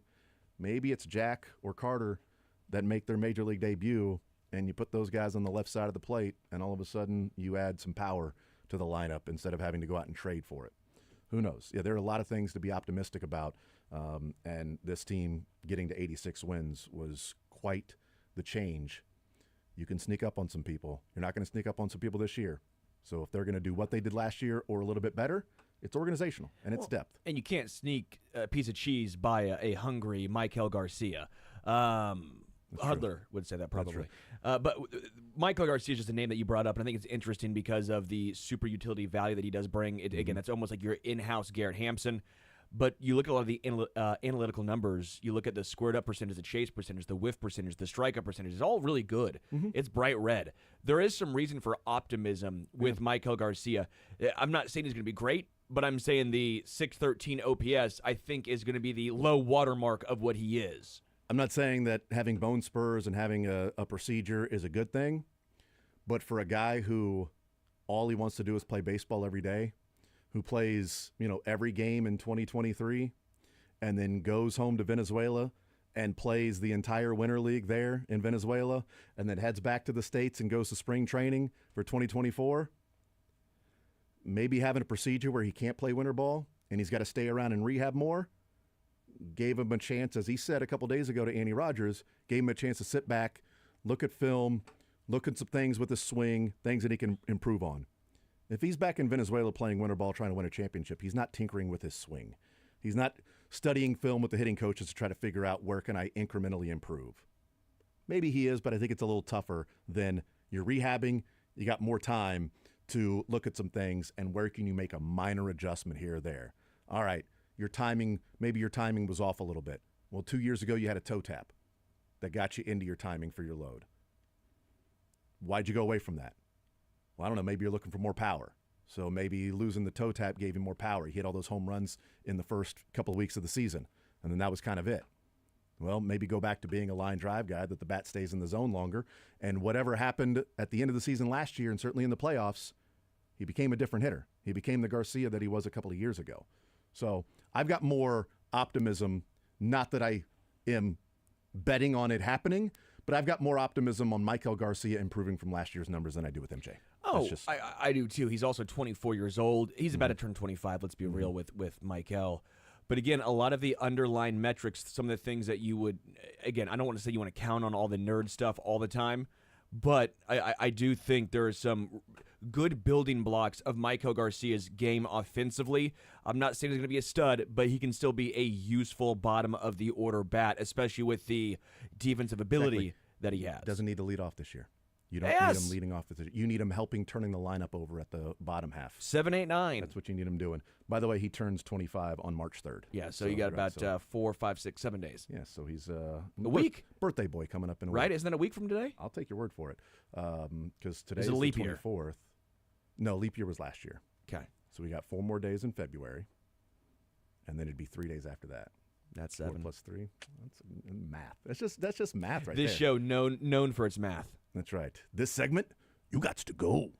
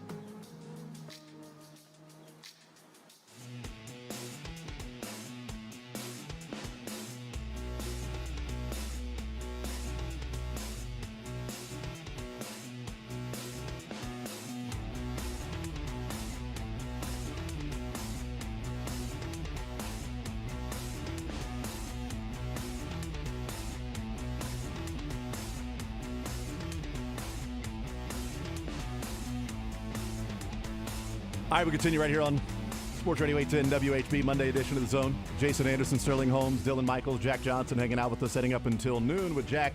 And then Price Carter will be our guest coming up at noon. Arrowhead Addict, FTN, Fantasy, and the Combine coming up later on this week. Price does a great job covering the NFL Draft. We'll start to get a primer for what we'll be talking a lot about over the next couple of months heading into late April in Green Bay for the draft this year. Is that being held at Lambeau? Are they doing the draft like literally at Lambeau Field? What else is in Green Bay? That's exactly what I was thinking, dude. That's honestly. It's actually 3 houses down, which is their parking lot. I mean, I actually do wonder, like, not to make fun of Green Bay, but it's not the biggest city. Like, they wouldn't really have like a convention hall or, like a Union Station where you can host. Is it actually in Lambeau? Yep, Lambeau Field campus, which I think they're referring to. Right. Titletown. Yeah. Which is the Bar District. Yep. Yeah. So yeah, you can do some stuff around It's there. like the new thing that NFL owners are wanting to do. Yo. Yep. Create Absolutely. cash. The city had a population of 107,000, making it the third most populous city in Wisconsin. Well, I didn't realize that. This is Columbia. Columbia is bigger than Green Bay. Missouri, Como. right. I thought you were saying. I didn't know. I knew Green Bay was small. I didn't know it was also the third most popular. I guess what is I think that's Columbia might be the third most in Missouri too. 100,000 is probably a little bit more than I thought. I'll be honest with you. I mean, look, Wisconsin is not Wyoming, but like Cheyenne is the most populous city in Wyoming. Yeah, but it's there's got like great 50,000. golf in I know, but it's got like Wisconsin, 50,000 people in Cheyenne. Like it's the most populated city in the state. It's got like 50,000. Do we want to learn more about Green Bay? Or are we good for now? No, but I think we're good for now. 'Kay. I think we're all. I can look at their arts and culture. They have a page for that. I think we're all's rights. They have a lot of notable buildings too. Do they? Like Lambeau Field? Lambeau's number one. Yeah, I that figured is the number one. Yeah, I figured that. How big is the population on game day? It's like, Lincoln's the most populated city in Nebraska every Saturday home game, baby. Green. Sorry, last thing. Yeah, Green more. Bay's pretty small when they have a whole thing dedicated to the Green Bay Gamblers, which is a junior ice hockey team. Yeah, I bet they're pretty Like good the too. name. Yep. The Gamblers.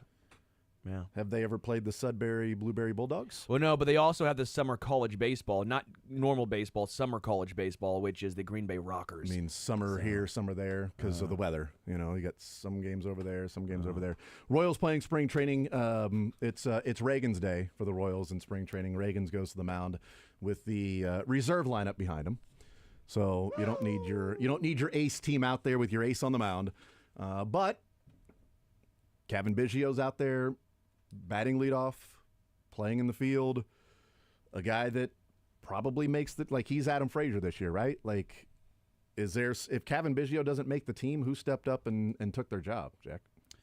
Or took his job? My guess, the two utility spots I believe are going to be filled by Lofton and Kevin Biggio. That's what I thought. That's what I'm guessing too. I'm just wondering who on this team is who's even a spot. Maybe Gentry. But that's more outfield versatility than overall versatility in different spots. And it's so tough in spring training because, not to take anything away from Tyler Gentry, but does anybody know who the best hitter for the Royals in spring last year was? Is it Tyler Gentry? It was Nick Prado. Oh, Nick. Oh, that's right. Who didn't get a single at bat. He pitched through one inning for the Royals last year, but that's kind of my thing. Nick Prado was amazing in spring training he last year, like wasn't 430 and hit 4 or 5 home runs. We thought he was going to beat out Nelson Velasquez, and the Royals still said, no, we're going to go with Velasquez. By the way, let me throw this up there because I was talking with Joel about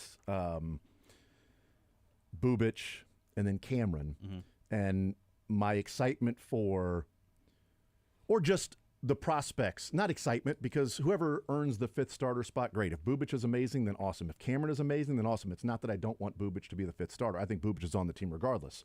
But if Cameron goes out there and is just great and earns a 5th starter spot, well, then the Royals, to me, got better because now they're better in the bullpen as well with Bubic. But what we saw last year when you've got $9 million man in Jordan Lyles that was going to be the 5th starter because there's technically 8.5 million reasons as to why this guy's going to be the starter, and Alec Marshall went out there and earned it. It was like, this guy's good. He's our 5th starter. But they didn't do that with Prado. You know what I mean? They didn't look at what Prado's spring was and went, this guy's earned it. He's on the team. So to me, that's almost a positive because we did see Prado as the season went along. You're like, oh, yeah, that's not really, the guy that's going to be a different. Whereas Alec Marshall, like, okay, now we see what they saw in him, where they can look at two different guys that are having awesome springs and discern between what's real and what's a 4A player having a really good spring. That's, to me, at least a level of confidence in what the coaches see, their development, their scouting eye, their decision-making, because spring training can be tough to sort of discern about what is legit and what's not. And they looked at Alec Marsh's numbers and said, here in the number 5 spot. And they looked at Nick Prado's numbers and said, he's going to AAA. And there was a spot for Nick Prado on the roster last year. It was a surprise. It was like Nick Prado was earned his way on the team. He should be on the team. Then he wasn't. People were annoyed, and Velasquez didn't exactly go out there and show everybody why he earned the spot or why he was given the spot to be on the team. But also, Prado really hasn't done much either to show that if he got up here, then he would be a regular that would be able to earn his keep. The reality is the front office knows the players a hell of a lot better than we do, and the fans do. They watch these guys every single day. So when they see a Prado hit 430, they go, well, we need to see it in Omaha before we give you the spot in Kansas City. With, we talk about Kevin Biggio, we talk about Nick Lofton. Those two guys have the nod over Tyler Gentry, even if Tyler Gentry hits 350 or 400, because Kevin Biggio has been a big leaguer for an extended period of time before. Even though he struggled last year and played for 3 different teams, they look at his versatility. He's playing first base today. That's another point you can go to and say, they're throwing him at first base. Yep. That means they clearly believe, hey, we can play him pretty much anywhere, and that's valuable for this team. Adam Frazier did that last year. Garrett Hampson did. Lofton, who's had a decent start to spring, he played in the first game and I believe went 2 for 2 in that one, drove in 2 runs. He's somebody they believe can take one of those spots as well. What I'm trying to get at here is with hitters, don't fall for the numbers. MJ Melendez hit 313 or 315 last year in spring. It didn't amount to much. But with pitchers, it is different. Okay, I was going to say, do you like the pitcher's numbers? Because I've always felt like pitcher's numbers are more translatable than the hitter numbers in spring training. Absolutely, because you go to what Arizona is, it's a launching pad for hitters. You'll see guys have 5 or 6 home runs, and they can barely make it out of AAA come the regular season. But in the pitcher's world, when they send them down to Arizona, you can look at velocity. Sometimes the gun's a bit hot, but velocity is a big part. We've seen Noah Cameron and Bubic's numbers go up a little bit. Spin rate's another thing that you can allude to and say, that stuff looks good. They may go out there and give up 2 runs in 2 innings, but their spin might be really good. They might be getting the swing and miss. Their command looks better, and that is better to look to than a hitter's numbers of hitting 400 or 450. Because with Noah Cameron, I believe the stuff is really good. I also believe he's going to be that next guy when you're talking about the Royals pitching development. He's somebody you say, they were able to do it with a 7th rounder out of Central Arkansas. Imagine what they could do with a first-round talent again or a second-round talent. They did it with Reagans. They're trying to do it again with Bubic. But Cameron's stuff is legit. And if he forces his way onto the roster, it's going to be because he was by far and away the best pitcher in camp. If he's the 3rd or 4th, they'll probably say, let's go to Omaha. Let's keep you as a starter. Because when you come up, you're not going to be this throw-in piece of, well, it's a blowout. Let's go to him. No, I believe when he comes to Kansas City, it will be to help this team, not just to bridge this team in an 11-2 game on a Tuesday night. See, and that's what would be interesting to me. Like, if Cameron earned the spot, the 5th starter spot, then what do they do with Bubic? Do they send Bubic down and keep him as a starter because that's ultimately what they want?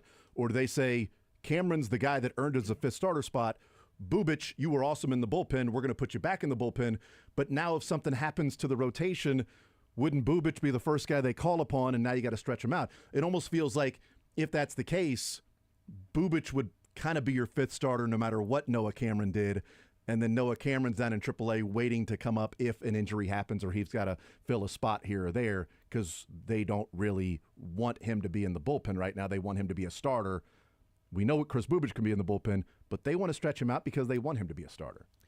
I thought one of the more interesting things I heard down in Arizona when I talked with Chris Bubic was there was never really a push to keep him in the bullpen. And in fact, when he took that spot in the bullpen, he was telling me that was never the plan either. It was almost accidental. Like, coming back from Tommy John, they told him, we're going to keep you in this long relief role. We're going to throw you multiple innings in certain scenarios. But since he thrived in the 1-inning role, that's just where they kept him because that's how it happens in the regular season. They also weren't losing 100 games. They were in a pennant race. It was a pennant race. And if a guy was thriving there and the Royals had no back-end bullpen help other than Schreiber and at times, on some nights, James MacArthur, they needed extra help there. But about the offseason, I got the sense they never entertained keeping him in the bullpen. They believed that with that success, it was, hey, it's more valuable as the ceiling is higher if he can do that in the rotation. If he's a one-inning guy the rest of his career, that's fine. But it's also the fallback, too. If he struggles in the rotation, okay, well, let's move him back to the bullpen. We know he thrives there, but this is rolling the dice of the ceiling, the potential of Chris Bubic. And from when I talked to him and from what it was in the regular season last year and the postseason and going into the offseason, there was never this, hey, what do you want to do? You did look good. It was, no, you're going to go back to the rotation. We want you to stretch out, because he began stretching out the minute the offseason began. Could they rock a six-man rotation? The reason is a lot of these guys haven't thrown a lot of innings. Brady Singer threw 179 and 2/3 last year. That's a lot of innings. Michael Lorenzen threw 100. I don't think Brady Singer's going to throw any for the Royals this year, though. Well, no, that's my point. You got to make up those numbers somehow. Lorenzen threw 130 last year, got injured, and 23 threw 153, which is his career high. We've talked about Cole Reagans. That's just my thought process is, if you don't know where to put these guys, one might get injured at some point, then you just go to the 5-man, but until that point, you could rock with the 6, although a lot of times early in the year, you still pretty much only go with 4 because of all the off days. So Lorenzen's been in the bullpen before.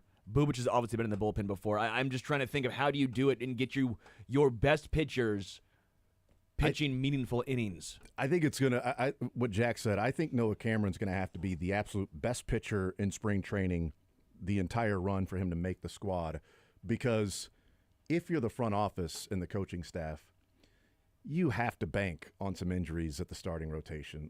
It's not going to be back to – knock on wood, you hope it is, but it's going to be tough to be back-to-back years where they would have as much health with their starting 5 in their rotation as they did. I know Waka had the foot injury. Alec Marsh had, the injury, but you're talking about what ended up being your 3rd and your 5th starter guys, that missed some time. They had a lot of health luck last year. You go into this year, and that's where, Bubic starting as the 5th starter and Cameron being at AAA, because there's almost an element, and then Marsh whenever he's back and rolling, and then Kyle Wright whenever the hamstring thing gets right with him, no pun intended, then you would have a couple of guys. You could have 3 guys down in AAA that could be ready to come up that would have major league experience, 2 of them at least, in Marsh and Wright and Cameron, with great stuff that could be the best of the bunch of those 3, because I'm counting on some missed starts along the way, because last year was really nice that you got every 5 days with Lugo, every 5 days with Reagan and Singer. And mostly Waka, too. Mostly Waka, too, except for that foot injury. And on top of that, health luck you had, 2 of those guys wound up on the injured list on comebackers. Walker got hit on the heel, or Marsh got hit on the bicep or the forearm, whatever it was. And then Michael Lorenzen got hurt covering first base on a hamstring. So it wasn't like arm fatigue or arm tightness. You got incredibly lucky there. And to me, playoff teams, you need about 8 starters. I was going to say 8 or 9. 8 or 9, and they have to be reliable starters. You feel good about what Daniel Lynch has done. I just like him in the bullpen, but if he needs to start, he's going to have to. Noah Cameron's going to have to be one of those guys. Alec Marsh will have to stay ready to either pitch out of the bullpen or to be stretched out. And Kyle Wright, I'm not expecting him until maybe the middle portion of the season, just because with this hamstring injury setting him back, you want to stretch him out a little bit, find his comfort zone. But even then, you need to expect maybe a start or 2 out of him, because getting 30 starts out of 5 guys, it's unrealistic. Yep. We'll take a timeout, come back, continue rolling, wrap up this hour. We'll talk some Chiefs football. Price Carter will be our guest coming up at noon. Arrowhead Addict, talk some draft with Price Carter. Mick Schaefer at 1 o'clock. He'll owe me $1 million. We continue more Zone next.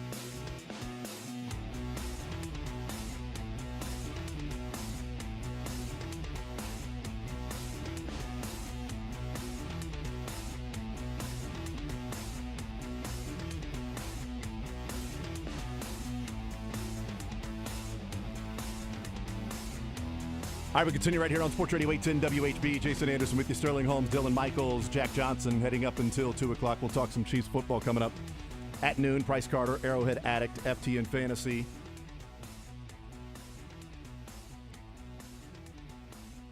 Is Indy in left field? Is that the indication? I asked Joel that the first 2 games we saw Indy in left field, if that is... It's a bear suit, Joel. That's right. If that is an indication of the Royals, what they would like to see happen, or they need a longer, extended look at India because he's new to the organization and they haven't seen him with, what the athleticism will look like, where with the Reds organization, he's played second base. He hasn't played in the outfield.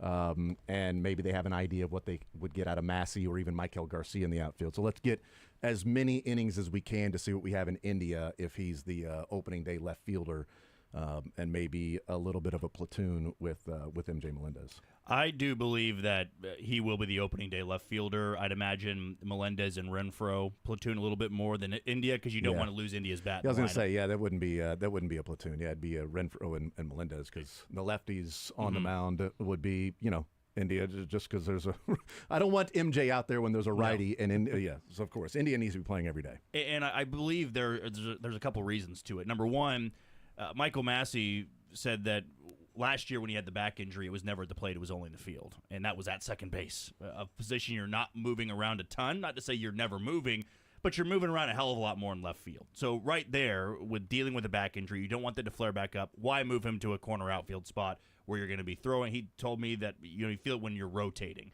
When I felt the back tightness, it was always in the field. When I was trying to rotate, when I was spinning, I felt it tighten up on me a bit. In left field, you're going to do that a lot. So you also have Michael Massey, who's a better defender analytically than Jonathan India at second base. So you want better defense there. With Michael Garcia, well, you don't want to move him off third base because he's an elite defender third there. Yeah. Who is Jonathan India replacing defensively in left field? MJ Melendez. A subpar who left is a subpar left fielder. Yes, you lose the arm strength and some of that athleticism. But again, what do you want to replace there? You might take your licks early on in the season of him getting his feet wet, getting comfortable. But I think it's more so about Massey having that back injury. You don't want to overdo it there. Not to say that he'll never play left field. I'm sure there will come a time where India does play second and Massey plays left. But the more likely scenario is that you keep Garcia at third because of the defense, Massey at second because of the injury, and you replace Melendez in left with Jonathan India. And that might be seen as your upgrade in the outfield because India is an offensive upgrade over MJ Melendez, and he might be either the same fielder out there or a little bit better because I believe he might be better at tracking down fly balls than MJ was. And I wonder, too, if there's a lefty that's there, would there be any platoon in center with Michael and Isbell? I mean, just because there's a lefty on the mound, like Isbell's your number 9 hitter. So it's not like you rely on that center fielder to give you a lot of offense. Weimer. Are you willing to, but are you willing to lose Isbell's defense in center field for what you may gain at the plate with whatever right-handed bat you put in for Kyle Isbell? And I would probably say no.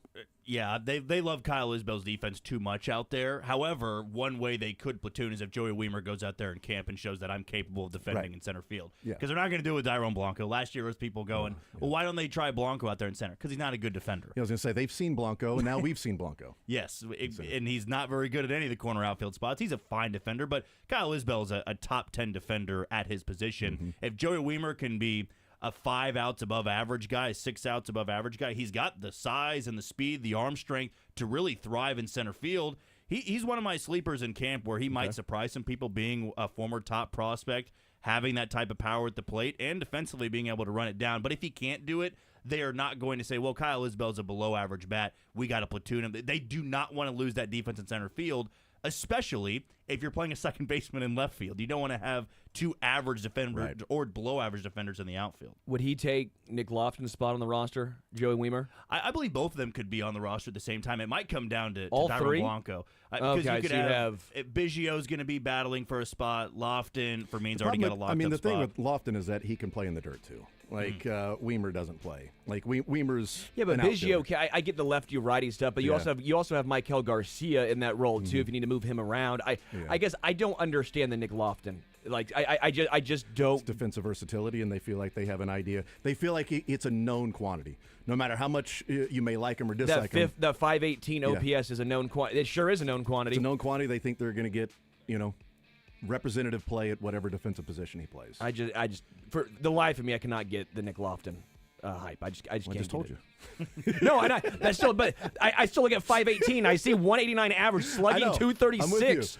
At least Biggio is a great gets on base with walks. Yeah, and Biggio could be the Lofton. Yeah. Like exactly like if you're looking for the Lofton or Biggio, he can play in the outfield, he can play in the dirt, he can take that spot with Lofton, and maybe Weimer can be a guy that comes in and plays a different spot. Thank you, Jack. Of course. Football next.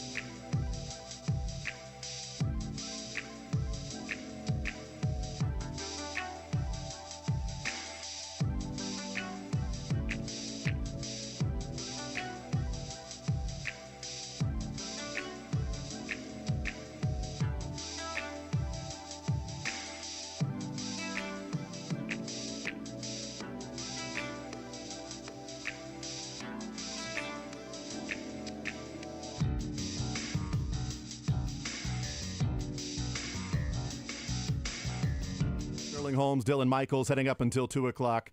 Mick Schaefer will be our guest coming up at 1 o'clock. KSHB 41 Sports Director. Learn Funniest Best going on in the 1 o'clock hour.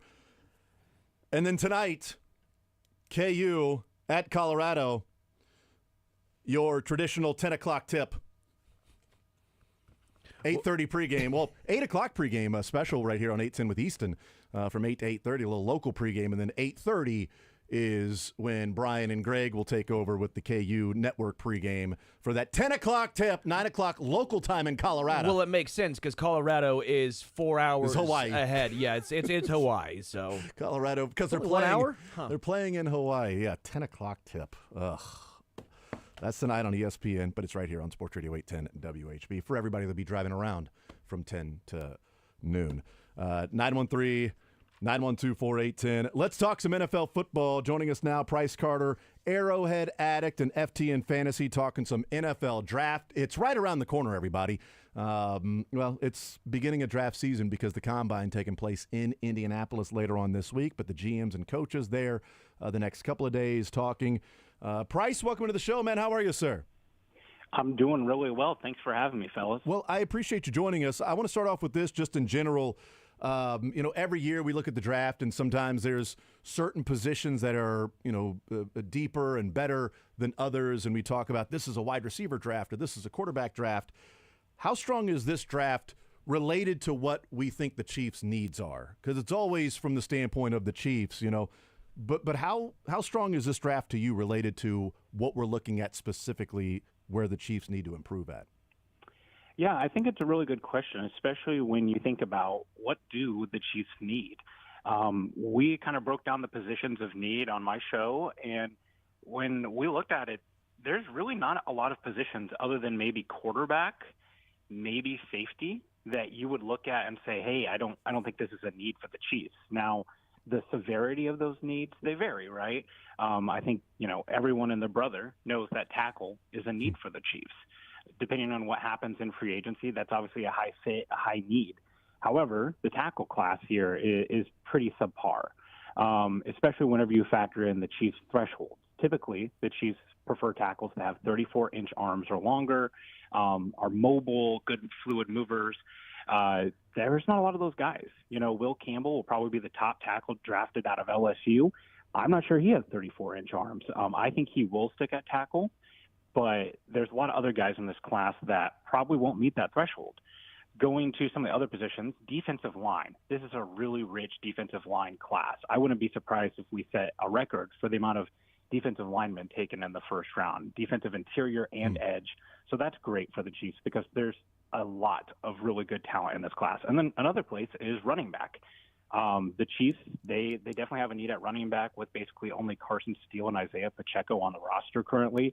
This running back class, you could maybe cut it in half, and it would still be a pretty good running back class.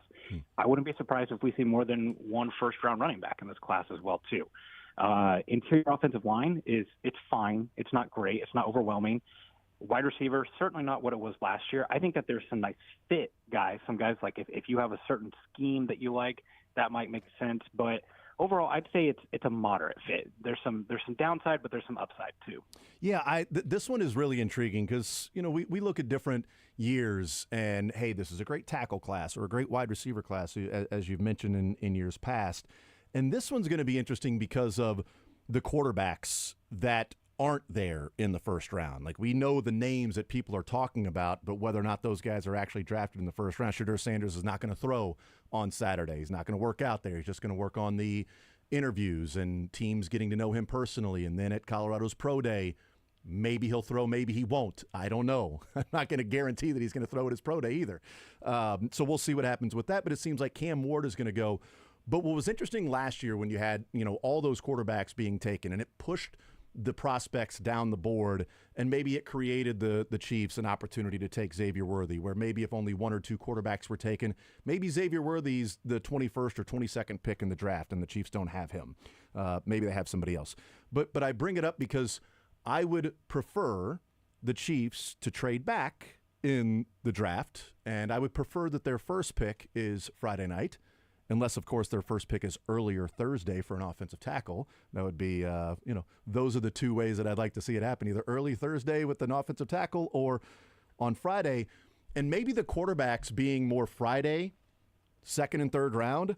If you're picking as late as they are, if you get a team that falls in love with a quarterback and says, we're not going to wait around for pick number 37 or 38. We're going to go get him at 31, and we're going to get that fifth-year option and take this guy here. Maybe it does give you an opportunity to trade back. The Jordan Loves that we thought the Chiefs were going to trade back until the Packers traded up and got him, players like that. The quarterback impact on the Chiefs this year is different than what it was last year, but how much could it be an impact on what the Chiefs may do? Yeah, I definitely think, like you said, that quarterback here, the pickings are slim. There's always going to be teams that talk themselves into quarterbacks because, let's be real, there's general managers and head coaches' jobs on the line, and quarterbacks reset that clock a lot of times. So you mentioned the two guys, Cam Ward and Shadir Sanders, who I think will probably be first-round picks. Then we start talking about that Lamar Jackson, that Jordan Love, teams jumping back up into the first round because they want that fifth-year option. Yeah. And for guys like that, I mean, one name that's kind of buzzing right now at the Combine is Jackson Dart, the quarterback out of Ole Miss. But he's really kind of a one-read thrower. He has some nice athleticism, but a questionable deep ball. And then you just really kind of get into guys that are traits. Like Jalen Milroe is an insane athlete. Honestly, there's some teams that could draft him at quarterback and just use him as strictly a running quarterback or a running back hybrid. And then you've got like Quinn Ewers and some other guys. But for the impact, I'm not sure. Maybe there is a team that talks themselves into it. But we also got to remember, too, that the Chiefs aren't where Jordan Love was taken. They're not at 23, 24, 25. They're at 31. So it's pretty tough for a team to want to give up a whole lot to go up there. We saw the Panthers basically do that last year, a very small trade up to go get their wide receiver. But honestly, I think that this is a year that it probably hurts that there's a small amount of quarterbacks being taken and the Chiefs don't get the benefit from having that position solved. Yeah. Price Carter is our guest, Arrowhead addict, and covering the NFL draft. Would you, if you had your druthers, if you had your preference, would they be trading up to make a splash and be aggressive? If they're the name that's thrown around a lot is Josh Simmons because of the ACL tear, and 9 months from when he tore it would be mid-July, so hopefully ready for training camp. I don't think he's going to fall as far as people, as far as maybe some other people think he's going to fall. I think there'll be plenty of teams that go, this probably left tackle one, and ACLs are not ACLs of the 70s and 80s, and he'll be ready for training camp. We're fine taking this guy. But if somebody like that is available where Trent McDuffie was and the Chiefs said, this guy shouldn't be here, we're trading up, we're making a move, they had a lot more draft picks then, would you rather see them be aggressive and address a specific need and knock that out, or trade back, add more draft picks, and play the value role in this particular draft? Definitely the latter for me, especially this year where we kind of talked about it, that there's a lot of needs the Chiefs has. I mean, let's be real. They've got like 3 or 4 corners that will all hit free agency at the same time next year, depending on what they do with Trent McDuffie's fifth-year option, which we assume that they'll pick up. But there's so many positions of need that, like I said, quarterback is about the only spot that you might scratch your head if they take it. So trading back, there's so much more value in it. I think that's kind of the sweet spot of this draft from about, the mid 30s to the late 80s and 90s. Right now on my big board, I have about 16 true first round picks. And you're right, like Joshua Simmons, he's the guy that you could see the Chiefs wanting to take. He's got that ideal length, the fluid mover, played in an NFL-style offense that's now an NFL offensive coordinator over in Las Vegas. It all makes sense, but you still got a questionable knee injury. And then you come back to, are you going to take this gamble on a player and then start a rookie week 1 coming off an injury? We saw how that went last year for the Chiefs. And when you do that, you're also sacrificing draft picks. And Soren does a great job of talking about this on the afternoon show. They're lottery tickets. Never heard of it. I'm not sure. Who's that guy? Soren Petra. Yeah, sorry. Look it up. Soren. Is his name Soren? Soren Petra. I'm going to look it up. I've heard good things. No, you have. You're sorry to interrupt, right? But the draft, the lottery tickets. Go ahead. Well, yeah, and he talks about it that the Rams. I think that they're competing a lot sooner than a lot of people did after that reset year that they had after their Super Bowl, and it's because they've had a ton of picks and they've hit on guys like Puka Nacua late in the draft. They found all these starters. Some of the best Chiefs drafts for the last couple of years when they get Creed Humphrey and Nick Bolton in the second round, 2 second-round picks. Their best draft to date, the 2022 class, a ton of picks. Yep. No one cares about Sky Moore. Well, I guess some people still do because some people still get upset. No one cares Sky about Moore, Darian Kennard. Or Darian Kennard, yeah, because you've got Trent McDuffie and you've got George Karlaftis and you've got Leo Chanel, and it gives you flexibility. Leo Chanel is this kind of real interesting Swiss Army knife player who has a specific role. Draft good players. At the end of the day, that's what this is about. No one cares what position you take if they're a good player. And I think the Chiefs have been pretty. They've been disciplined, I think, for the most part, where if they're sitting at 31 and they don't have a trade partner to dance with and trade back, and there's a guy that's like, this offense, we really need tackle, and this guy's, sort of number 58 on our board, but this defensive lineman, we've got him at number, 32, 33.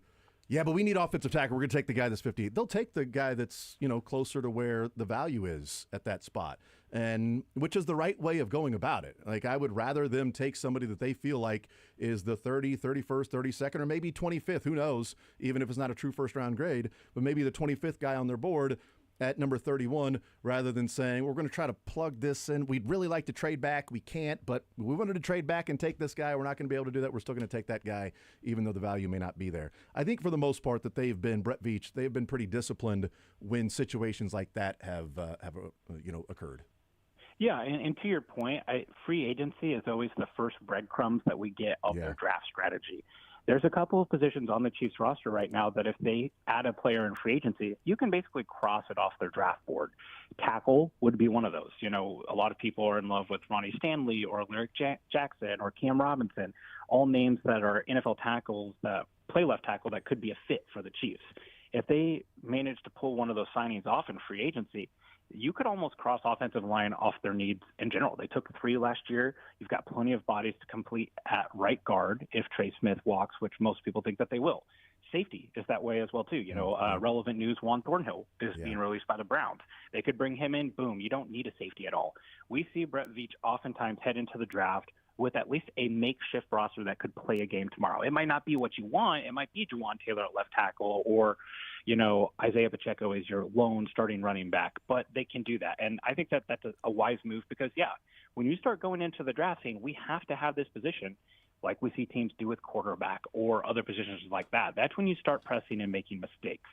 To that point, Brett Veach has only traded back one time in his time here in Kansas City, and that was the Sky Moore pick. So maybe there's some consternation about him doing that again. But hopefully that is a situation that we see where they can trade back and they have that extra Titans pick to play with as well, too. Hopefully they use that as an asset and not as ammunition to go up and trade up for a player. Yeah, the one of the positions, interior defensive line, that you talked about that's pretty strong with this year's draft. I wish, in certain years, I wish free agency was after the draft because I'd really like to know what the Chiefs do in the draft, which can then at least fill in my opinion on whether or not they should re-sign Turk Wharton. Because I'd like to see him re-sign Turk Wharton, but if he's going to get a little more money by the way that he played in the postseason, I don't want to lose him. But if they don't get an interior defensive lineman in what is a deeper defensive tackle draft, well, then I don't want to come away from the draft with nobody at that spot and also not have Turk Wharton return. So it's almost like, do you overpay to give you the flexibility? Is Turk Wharton willing to take a 2-year deal, which is like a 1-year deal? Or is there going to be enough of interest out there for his improvement this year and say that we're betting on him improving another year, that it'll price himself out, which may at that point price maybe force the hand a little bit of the Chiefs to go interior defensive line at some point in the first couple rounds? I definitely think that they would be wise to take one of those players early on day 2 because I think that that's just going to be one of those positions on day 2 when we look at the draft board that there's still going to be a lot of really good players sitting on the board.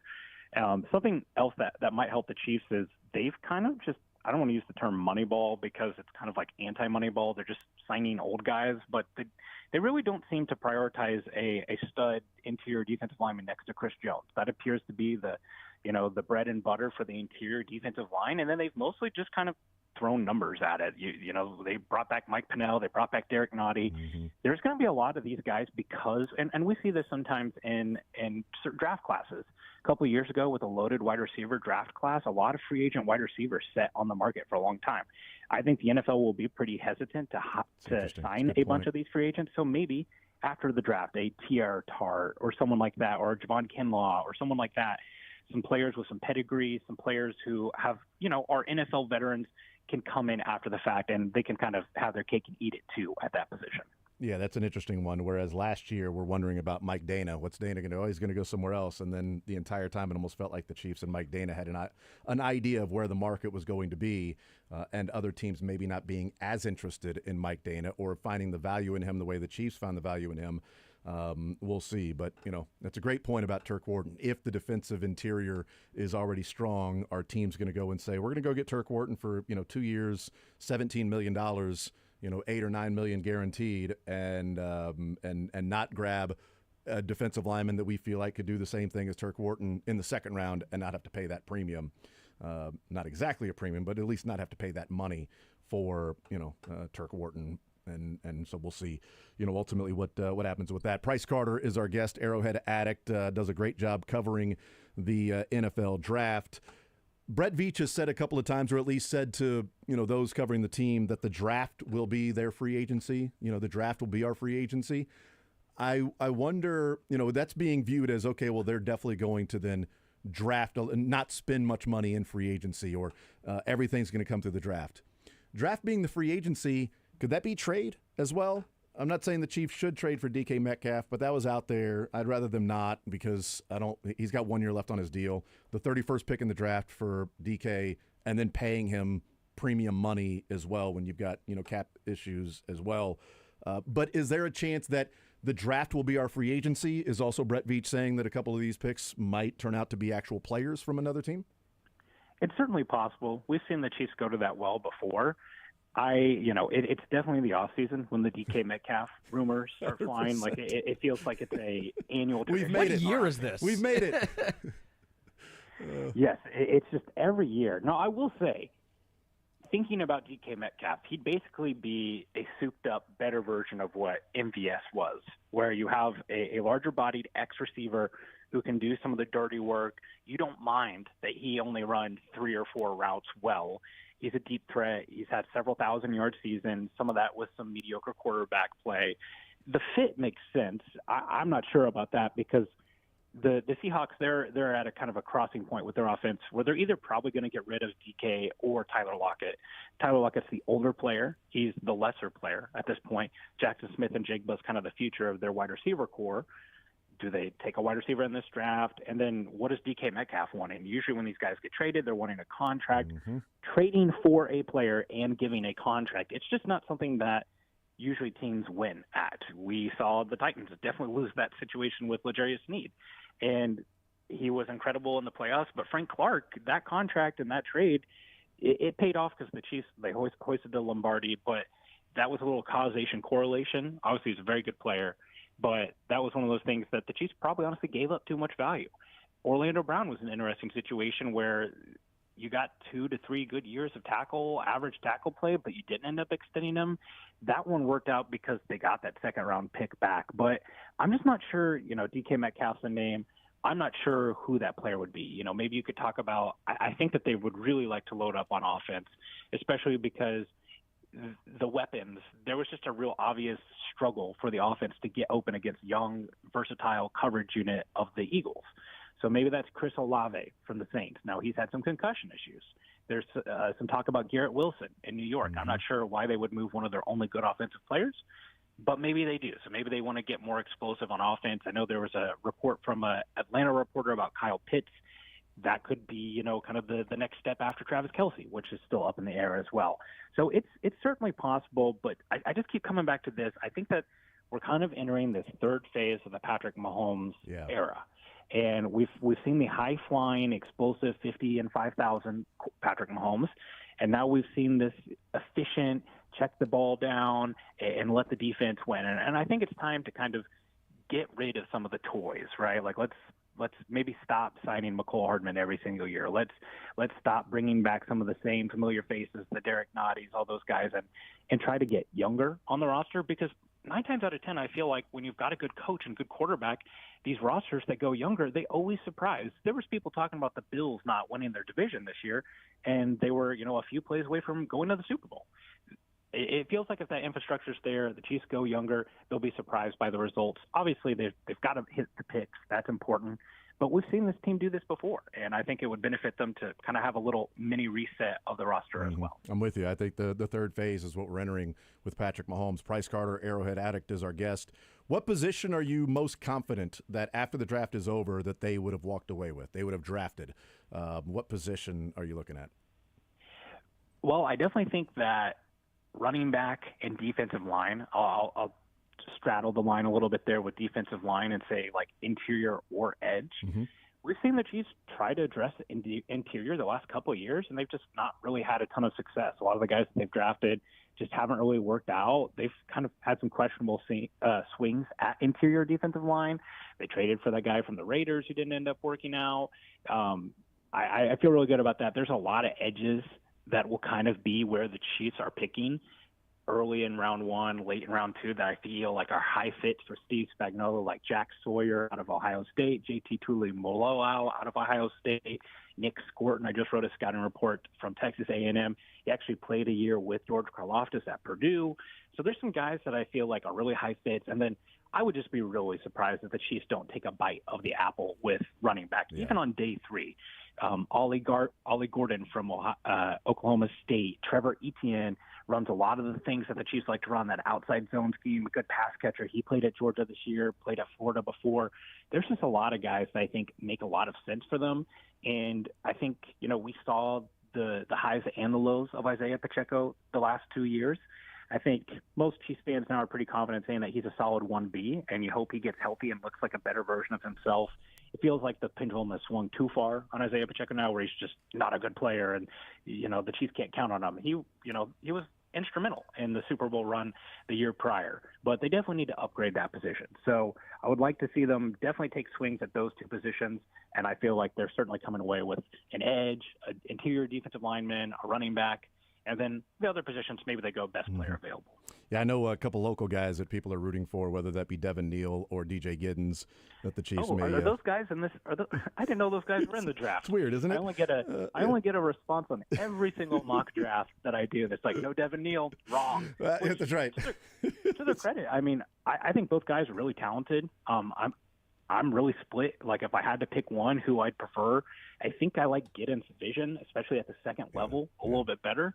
But both guys are really talented. And like last year, seriously, we could have seen those guys be high second-round picks with how the running back class was really weak last year. Yeah. But this year, they're just buried by some really great guys. I mean, Ohio State this year with Quinshon Judkins and Travion Henderson, that would be a great NFL backfield.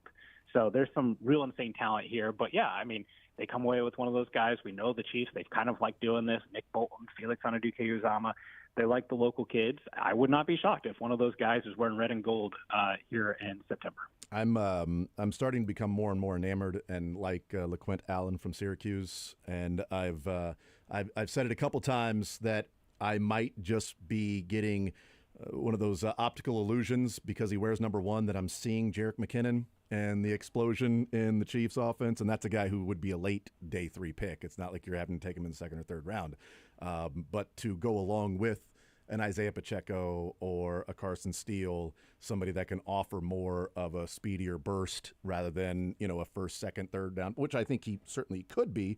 We'll see. But again, it might be an optical illusion. My eyes might be deceiving me based on him wearing number 1. They kind of have multiple needs at running back, right? Like they could really use every down back and between the tackles, outside zone guy. And then they've kind of been searching for that guy since Jerick McKinnon wasn't, had his big year. And Samaje Perine filled that role well. I don't see a reason why he couldn't be back. That's another one where I could see them making a signing that reduces their need or eliminates their need totally. But yeah, there's some really good third down backs here. Brashard Smith out of SMU, a lot of passing generation. There's a lot of guys that can, like, you know, if you told me the Chiefs took 2 running backs, I wouldn't be shocked. I know people would have pitchforks out ready to go and their torches for drafting running backs, especially too, but they really have multiple needs, especially, again, Isaiah Pacheco, last year of control for this team. Going forward, and with the injury history, I'm not sure he's a guy you're just rushing to extend. Yeah, and also LaQuint Allen is the 3rd youngest player on draft night, so he's I think 20 and a half on draft night, so he's can't even celebrate when he gets drafted with a beer. You know, he may, I don't know. I'm not here to judge. I'm just saying legally he wouldn't be allowed to do that. So you know, that's all I'm saying. Price Carter, Arrowhead Addict, does a great job covering the draft. Price, really appreciate it. Certainly, we'll be watching and seeing what the coverage is with the Combine coming up this week. And as Carl Peterson said, never gets excited about guys running around in their underwear. But you know what? I'll be watching, Price. So, like probably most everybody else. We all will. We'll all be locked in. That's no doubt. Price, you're the man. Really appreciate the time, brother. Look forward to catching up soon. Thanks, guys. Thanks for having me. Absolutely. There's Price Carter, Arrowhead Addict, FT and Fantasy as well. Breakdown with different prospects, and it's getting into draft season, and a good primer as to, hey, how does this draft stack up for what the needs are for the Chiefs, and a strong interior defensive line draft. Running back is a pretty strong draft. Yeah. There's also talk about tight end being a pretty strong draft that's there as well. The Chiefs could use all 3 of those spots. Not as much tackle, though, where you don't see the depth that's been there in years past. If Kelsey comes back, what makes it very difficult is there's no room necessarily to draft a tight end in this year, because you already have Noah Gray under contract and Jared Wiley. And unless you're going to keep 4, which, okay. But the frustrating part is for the Chiefs, not with Kelsey, but just with the unknown of Jared Wiley. You have no idea what he is. You never got a feel at all of what he could be, and you're hoping it's a Travis Kelsey method where you get injured and all of a sudden you're year 1 and you're great going forward, but you have no idea what to expect there. I think there would be a lot worse ways to go if the Chiefs were to trade back in the first round into the second round. And if Colston Loveland is there at 34, 35, 36, I think there's a lot worse things that could happen for the Chiefs than drafting a guy that's a smaller, tighter. Boy, he's more of a receiving guy. He's more of a slot player than he is like an overall blocker. He's Dalton Kincaid. There are worse things that you can end up with picking up extra draft picks, sliding back to Friday and taking Loveland, and then saying, well, you know what? They're good at tight end with Noah Gray signed, with Jared Wiley, and if they have Loveland in that spot. Just, what are some other areas and positions of need that you can address, whether that be interior defensive line, or I definitely think running back. I thought running back last year, but it didn't happen. Drafting a tight end that's not a great blocker has never really worked out for this franchise. So. No, it hasn't, and, we'll see if they can break that trend of a guy that's like, well, he's not the best blocker. He's just more of a receiving tight end, So what I'm saying is if they draft Colston Loveland, he's going to be the GOAT because they're 2 for 2 in drafting a tight end in the first few rounds that is like questionable blocker, We'll see. Yeah, Sean McGrath was really good. I know, right? Yeah. Yes. And James O'Shaughnessy. Right. Yeah. Did James O'Shaughnessy ever play for the Chiefs? I feel like he did for a year. I feel like they should trade back and take Tyler Warren.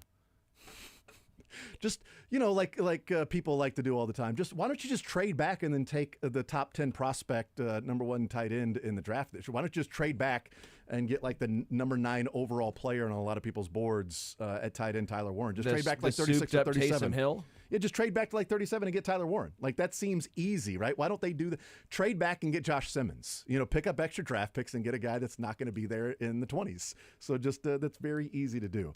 This is, though, a draft that I would prefer the Chiefs' first draft pick be on Friday night. The hard part is it takes 2 to tango. It does. The one good thing about having 31, because we were talking about the worst pick in the draft, is if someone does want to jump in front of the Eagles for someone they think the Eagles are going to take, there is that team that's sitting there that is going to pick that night.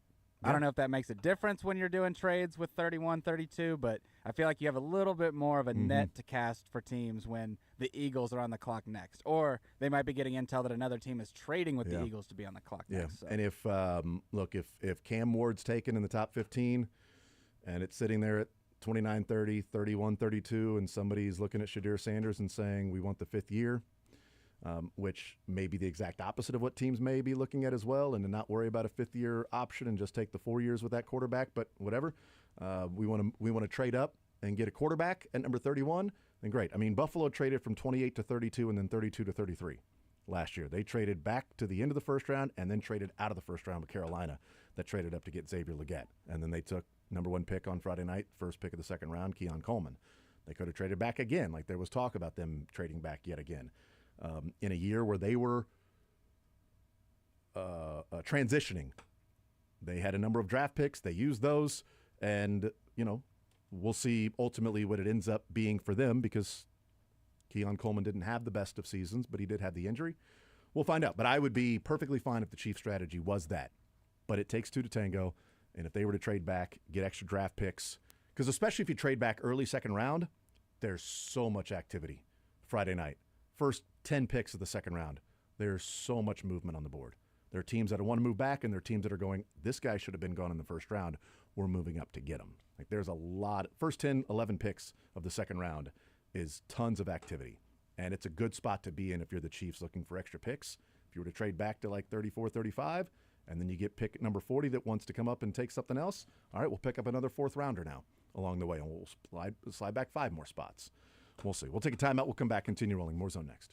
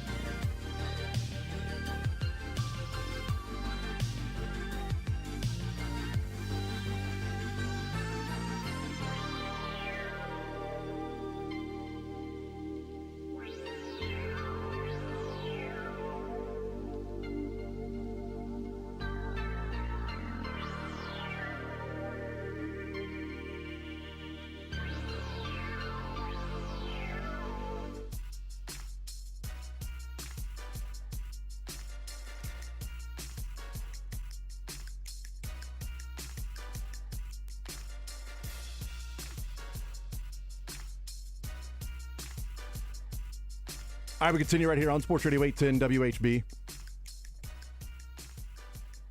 Thank you to Price Carter joining us, Arrowhead Addict.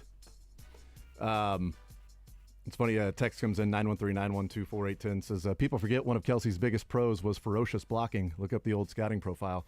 So I did. NFL comparison, Rob Gronkowski.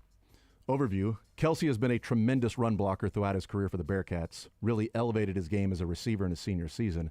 Tremendous. He isn't a tremendous athlete, but he does a lot of things very well. It's a deep tight end class, but Kelsey's play suggests that he should be highly sought after. Strengths, Kelsey has an ideal tight end frame. Athletic for his size with great strength and the ability to stretch the field vertically. Very physical run blocker. Generates power from the lower half and will move defenders off the ball. Do you see his weaknesses? It's a great text. I forgot about that. Did you do the weaknesses right there? Weaknesses, suspended for an entire season for violating team rules, only one season of production, doesn't have blazing speed, not a tremendously explosive athlete, doesn't come out of his breaks all that well. So he's a guy that's going to be a great blocker. He'll probably catch the things coming his way, but not a great athlete. So, can he be Gronk? I don't know, maybe, but at least you're getting somebody that can block along the way and maybe a project as well. But the last thing you'd want is for a guy like that lacks athleticism to have, like, say, I don't know, microfracture surgery or something on a knee, because then you're really going to lose all the athleticism for that guy. He could be he could have been the left tackle. He's got 33 3/4-inch arms. There you go. Why wasn't Travis Kelce ever thought about being the left tackle? Just throwing that out there. Yeah, that's right. Tex says, with LeQuint Allen, says, hold your draft party in Mexico. Enjoy a celebratory drink. Easy, LeQuint Allen is the third youngest prospect in the draft. And again, it's just a name that will be there on day 3 or might even be a priority free agent.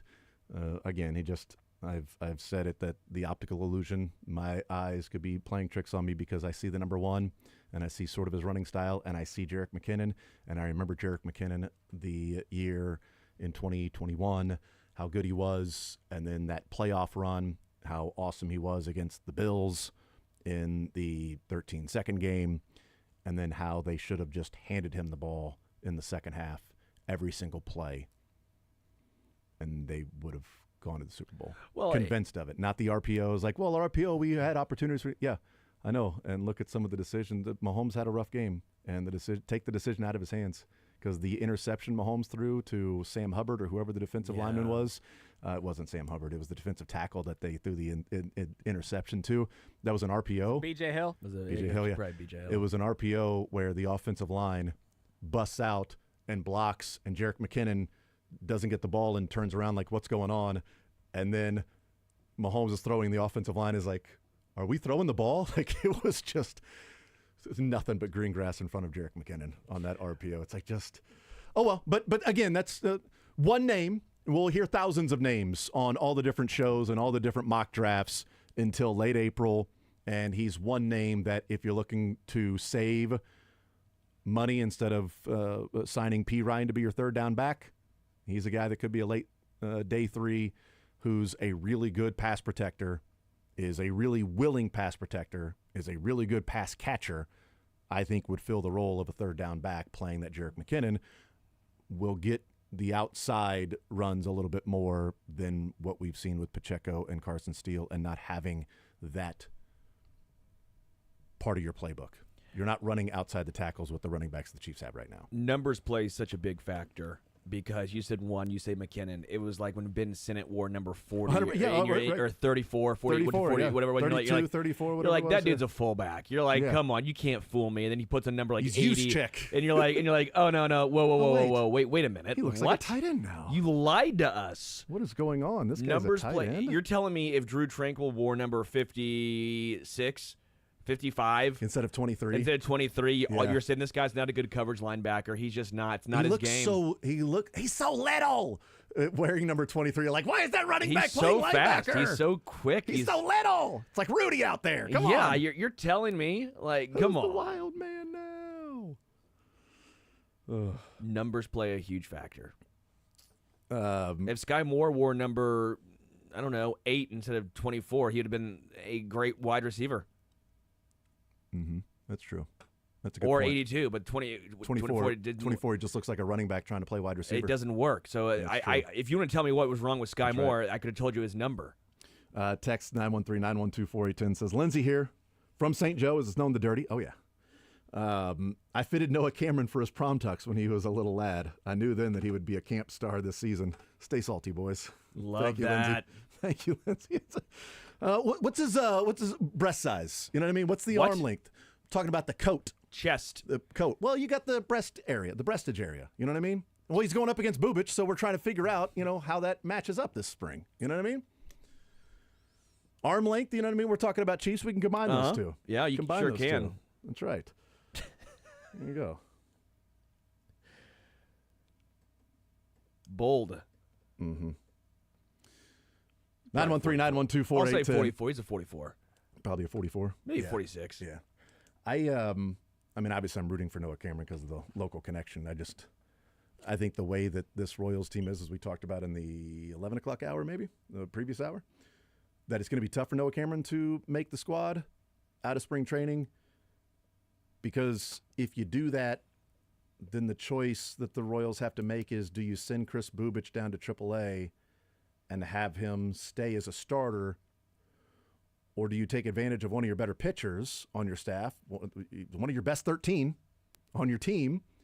Do you move him to the bullpen, but then if an injury happens, you don't have what would be your sixth best starter ready to go to fill in, whereas if Bubic stays as your fifth starter, Noah Cameron, even if it looks like he's earned the job, goes down to AAA, continues to pitch, and if something happens, he then comes up and fills that spot instead of having to worry about Bubic getting stretched out or back in the bullpen or anything like that. So I think it's going to be really tough for Noah Cameron to, unless there's some, knock on wood, unless there's some injuries or something like that to where Bubic and Cameron are both making the squad, which could happen if something happens to Michael Lorenzen or something like that. You never know along the way. You also have, eventually you'll have Alec Marsh, and once he's Eventually. back, and then, so the point is, you're hoping that Alex Marsh, if an injury happens, you can have Alec Marsh be your, call him up from AAA if you need to. You could have Kyle Wright eventually as the season progresses on. Both of those guys, though, I worry about. Like, obviously Kyle Wright more because he's got the hamstring injury, but also coming back from the shoulder stuff. But Alec Marsh, my concern with him in the shoulder is,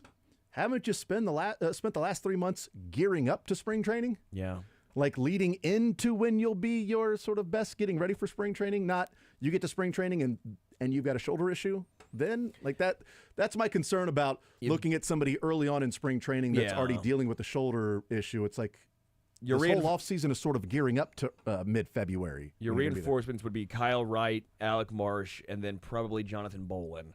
If you have if you're saying Noah Cameron's on the Noah big league Cameron's on the opening day, and if let's just say they had Lorenzen or Bubic in the bullpen, which doesn't sound like that's going to be the case. Yep.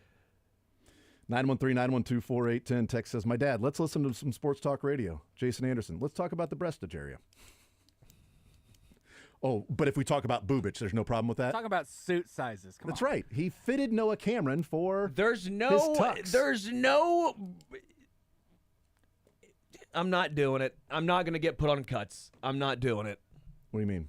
Caught myself. I didn't do the Brett Favre thing again. That's a big step. That's Huge. a You massive did actually- learning step there. You did actually catch yourself. A small step for Sterling, a massive step for not making it on cuts. Yes, that's right. I'm just saying. A lot of different terms for chest. Okay, a lot of different terms there. Some good ones. Could be a chest of drawers. Could be a lot of different ways that you. Why are you measuring? When you look up and see sizes online for shirts and things, there's chest in there. yeah, There's chest. they're called chest. Well, I think breast sometimes shows up too. Yeah, it will. Go do a Google Where search. do you buy your clothes, Sterling, Jason? real What quick, just go do a Google search is it? of Mysterious breast size and see spelled about MISS. Just do a Google search real quick of that while we go to break. You just Google search that and we'll see what Jason comes always up. asks me why.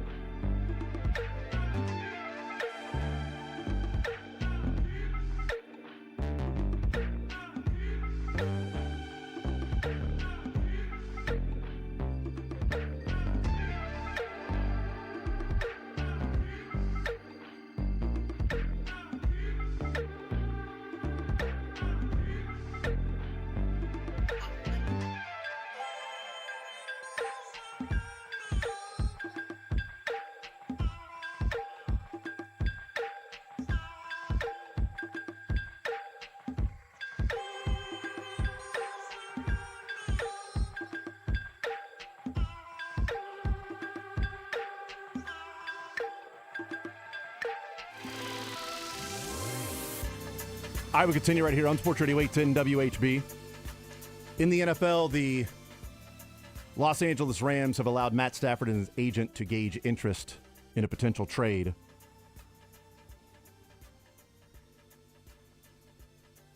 He's looking for $50 million a year. What? In a new contract, Matt Stafford is. And the Rams said, okay, yeah, you can see about a trade. Apparently, there's a report that they were going to take Bo Nix at 19 if he was there last year. Really? Yeah. So apparently, people are looking out for them to try and snag a QB in this draft. Interesting, but not in the first round. I wouldn't. I don't think I so. wouldn't guess in the first. Oh, round. he's like no money guaranteed on his contract. Yeah, he's looking for a new deal. He has $4 million guaranteed on his contract this year and $0 in 2026. So I don't know what his overall number is this year, but as far as guaranteed, as far as the team getting out from underneath it, let's find out, shall we? Man, Since the he just Chiefs are in looks the, when he grows his beard out, he looks 12 years older. I He's think got it's gray and he's looks got like, a cap hit of 49.7 this year. No, I don't, He's got a base salary of 23 million that's what we're. with a roster bonus of 4 million. So if we're looking at it from that standpoint, what his cash earnings would be this year would be 27 million. So he'd make 27 million this year. He's got 2 years left on his deal. He wants a new contract. And the Rams are saying they're not going to give the 37-year-old a new contract. And so they have given him permission to gauge market value. So they've been discussing a reworked contract. They have been trying to reach a new agreement, but clearly they've gotten to a point to where they feel Matt Stafford views his value greater than what they believe the league will view his value. It happened with Orlando Brown, which, by the way, I know I've seen a lot of people that are like, the Chiefs and investing resources. Jeff Schwartz was fighting this battle a few days ago with people that are, because he tweeted out that maybe Jawan Taylor plays left tackle. He said, the starting 5 could be something like Jawan Taylor, Joe Tooney, Creed Humphrey, Kingsley, and Wanya Morris at right tackle. And then it was, there was a couple people like, well, the Chiefs won't invest resources into the left tackle spot and this and that. And there was one guy that was going back and forth, and it's like, it's revisionist history. They walked on Orlando Brown. They traded for Orlando Brown, but then they walked on him. They wouldn't pay him $16 million like the Bengals did. I'm like, no, your revisionist history. They walked on him because Orlando Brown wanted over $20 million. And the Chiefs said, well, fine, then go and find it. But we're not going to wait for you. We're going to get Jawan Taylor. Yes. Because we are not going to wait around to see what you get. We don't think you're going to get that. Here's what we're offering you. Take it or leave it. You're not wanting it. How long did it take for Orlando Brown's agent had to go and reach out to Cincinnati Bengals, to reach out to other teams? A lot different contract, Yes. fewer guarantees. They didn't walk on Orlando Brown. Orlando walked on more money. He walked away from more money with the Chiefs. Yeah, it was some funny money with KC as well. The whole situation was, I get it from both sides, because the contract looked great on paper, or looked good in theory, and then on paper you broke it down. It wasn't lovely, but then he did himself no favors. He didn't go out and get what he thought he was going to get on the open market. Correct. And so it wasn't that the Chiefs walked away from Orlando Brown. They tried twice to sign him to an extension. And at that point, you're not waiting around and saying, well, we'll let Orlando Brown hold us hostage, and whenever he decides, then we'll know what we're going to do at left tackle or at tackle at all, because you had Andrew Wiley that was signing with the Commanders. Yeah. So it's like, okay, we're going to spend the money on Orlando Brown and then also maybe Wiley. Or Orlando Brown's walking and Wiley's walking, well, then we're going to spend the money on Jawan Taylor. Was that right, wrong, and different? He should be better than, I thought he would be better than what he has been. The biggest issue with Jawan Taylor has been the money that he's making. If he was making $2 million a year, it would be, well, Jawan Taylor, you're getting what you pay for at right tackle. If he was making 10 or 12, right. Yeah. But he's making, $26, $27 million cap hit this year, which is rough at any position that's going to be subpar. That's a penalty waiting to happen at times. But it was like, it's revisionist history to say that the Chiefs walked on Orlando Brown because they didn't think it was good enough, and now they've been trying to figure that spot out with Donovan Smith and Wanya Morris, and then Kingsley, Wanya, and DJ and Joe Tooney, because they weren't willing to pay $16 million annual average value for Orlando Brown, because that's not what happened. They were willing to pay that. They were willing to pay more. With Matthew Stafford, one, he's not getting that money. Two, where would he go? He's had Raiders 3 straight years of either injured or just fine play. Past 2 years specifically, just been okay. He's old. Mm-hmm. I don't. Did the Raiders trade the number 6 pick to the Rams? He was also once, No way. snowy conditions and a drive away I from get it. beating the world champions. I like Matthew Stafford. A couple of Kyron Williams fumbles. This is not a knock Maybe on, I'm wrong on about Stafford, but multiple. I just don't think he's in that upper. He's probably top 10, but he's probably in that 10-ish range, 8 to 10. Yeah, I guess Pittsburgh. I guess I'm surprised Pittsburgh give by up that. number 21. But how many years does he have left? He's already clearly on the downturn. Right, but it'd be if you're Mike Tomlin and you're the Steelers that would say we think we are a quarterback away and we've given ourselves a 3-year window with Matt Stafford as our quarterback. Yes. And our very expensive defense that doesn't play like it. But look what happened with Russ. Yeah. And Justin Fields, if we put Matt Stafford in there, boy, how much better will we be? We're a quarterback away. That's if a they lot truly better team believe with, that. That's a lot better team with Stafford than those two guys. But I also don't think they're a quarterback away from No. winning a Super Bowl. But they'd and be you'd be way giving more up the 21st competitive. pick. They would be more competitive, but then you're back into the whole complaints what Steelers fans have of Mike Tomlin Yes. of winning 10, 11 games and then losing in the playoffs. You might go 12 wins now, and you're going to make it to the second round. Yeah. I think the Raiders make sense if you're trying to get stability in an organization where it's almost the Alex Smith way of we might not win a Super Bowl, but we can at least try and get stability to an organization that needs it, which is what Andy Reid brought. That's what they're trying to do with Pete Carroll. Maybe they give up pick number 37, 37 and something else, 37 and because if you have to sign him again, Right. to a contract, and the Raiders or the Rams, I don't think are they're on the purgatory of they outdid expectations this year, which can almost be I don't want to say a death blow, but a situation where you go, where are we actually at? yeah. Where are we at? Are we in rebuild mode? Well, I think are they're we all looking- in? I mean, I think they're looking at it realistically and saying, well, we could give Matt Stafford the money and just keep the band together another year and say we were so close to beating Philly that Yeah. we can do this again without all those injuries early in the year. Maybe we're in a better position. We're not playing in Philly. We're playing in L.A. And now if we're playing in L.A., we win that game and we move on. But they're looking at it and going, well, we're looking to trade Cooper Kupp. We're just cutting them. Sure. And we're willing to trade Matt Stafford. Go gauge interest. Or it's them saying, Matt, you have a more inflated value of what you think you're worth on the open market than what we're telling you do. This is our offer with a restructured deal. And if you don't like it, go gauge interest. See if a team is willing to pay you that money and also willing to trade a draft pick to pay you that money. And if you're the Rams and Sean McVay, you've done it with you didn't win one, but you went to one with Jared Goff. You won one with Matt Stafford.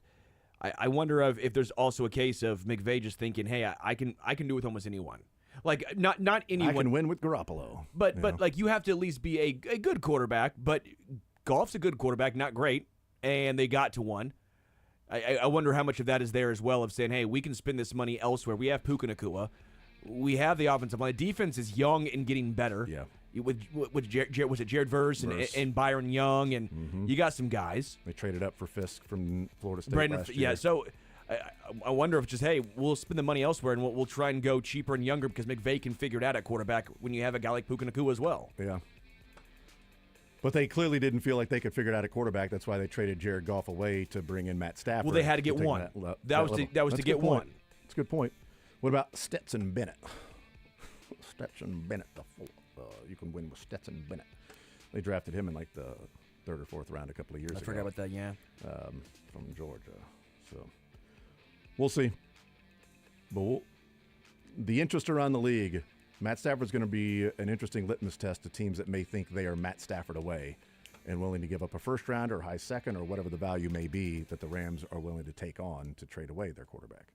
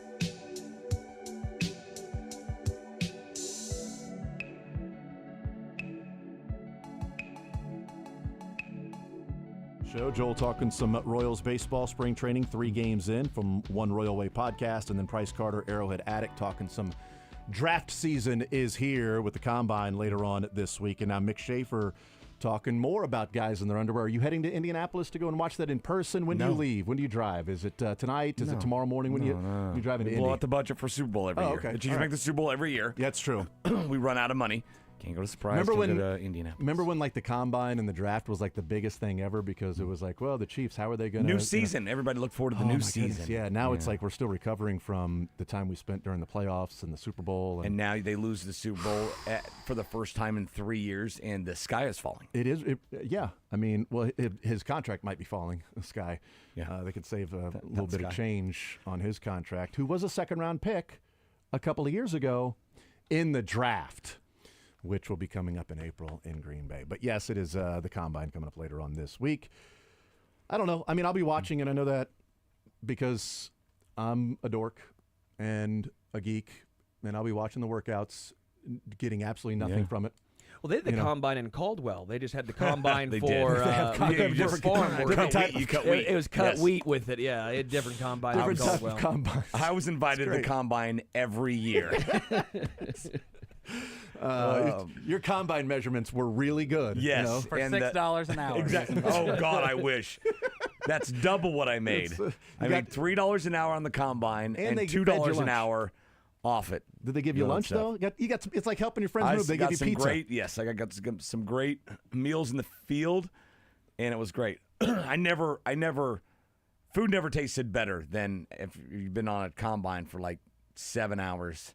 And here comes lunch finally. You get out and you're just caked in dirt. But the new Combines are great because a lot of we didn't have one of those. the new ones, they have like, you're like insulated, like an AC and radio, and they're it's like a spaceship. well, they're like almost like a plane where you like when you type in your coordinates and it's it does GPS. I had friends who do that now. They're farmers and they just get like a case of Busch Light on That it. ain't real. Yeah, you can wear your church clothes in the Combine. Yeah, they just get a case of Busch Light and they're like, what? Like they're like keeping us updated on the Mizzou game as we're drinking beers farming. I'm like, farming's come a long way. This is the good life. The Combine I was in was brand new in 1965. At one point, it was brand new. It's a brand new Combine. New to someone. It's funny because at the time, the brand new John Deere Combine out was a 9500, and it was cab, AC, radio, whatever you wanted in there, and we drove a John Deere 95.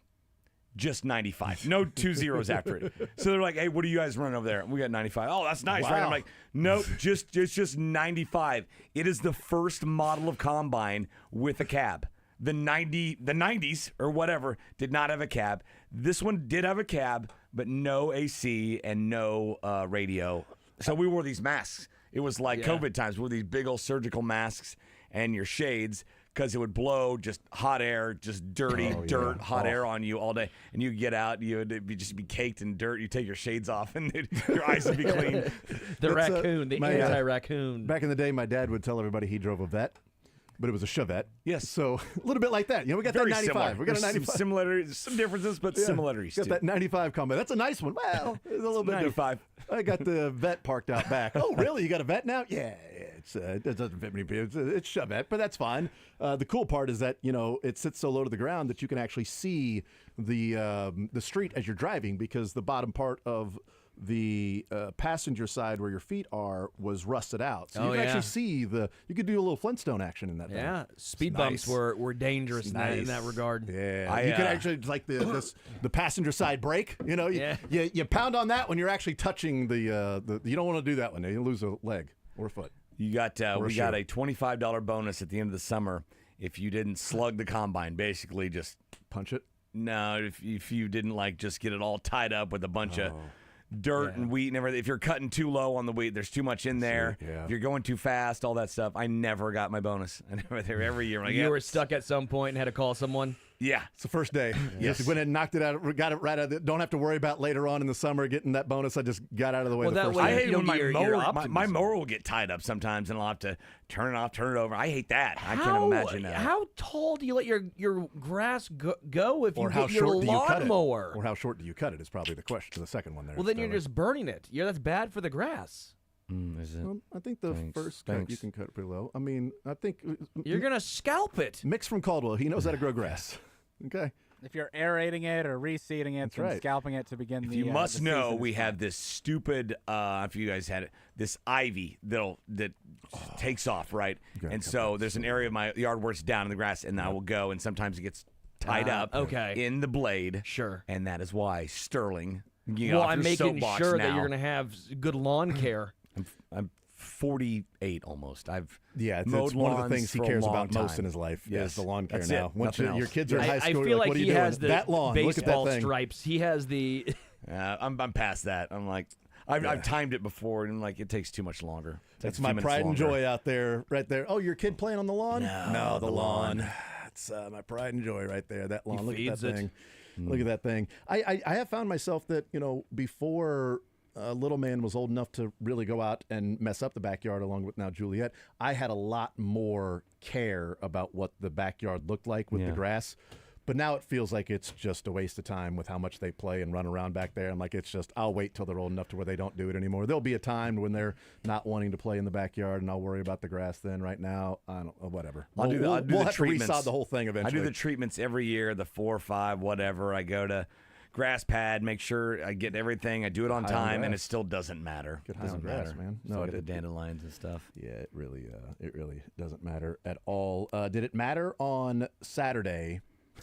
How many points you got for the bet? I think it was $1 million we decided on at the end when you said. I appreciate was the $1 right million in one bet. regard that point spread's way off.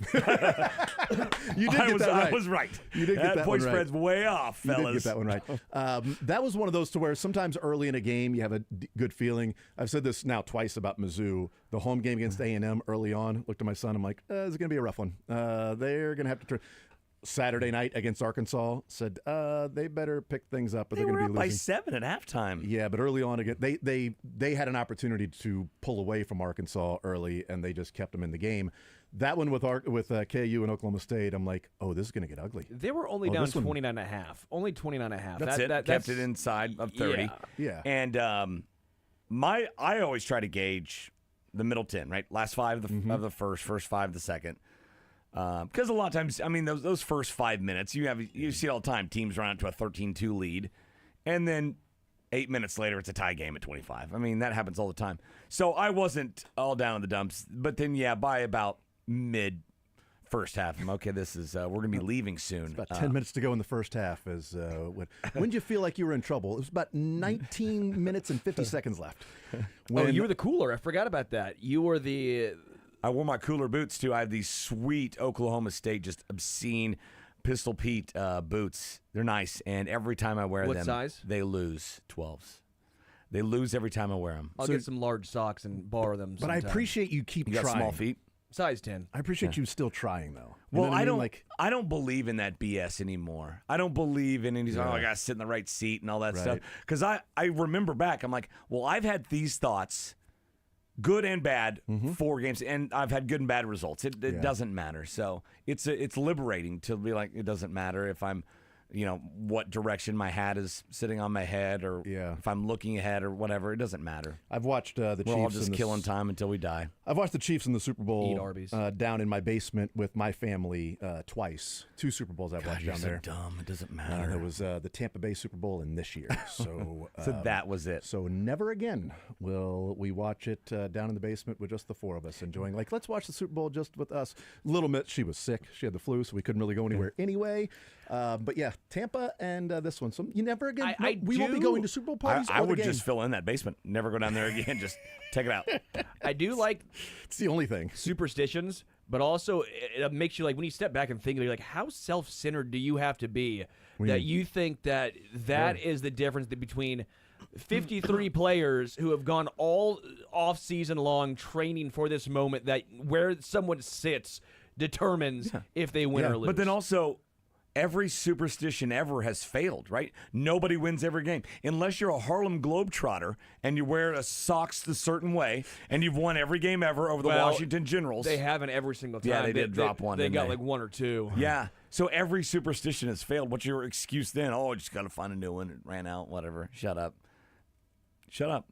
My brother went Yeah, but off. mine was real though. I'm never going to watch it that's down true. there Yeah, again. yeah, That's the only reason they lost. I remember my brother at a Chiefs game one time went off on a lady because he said something like,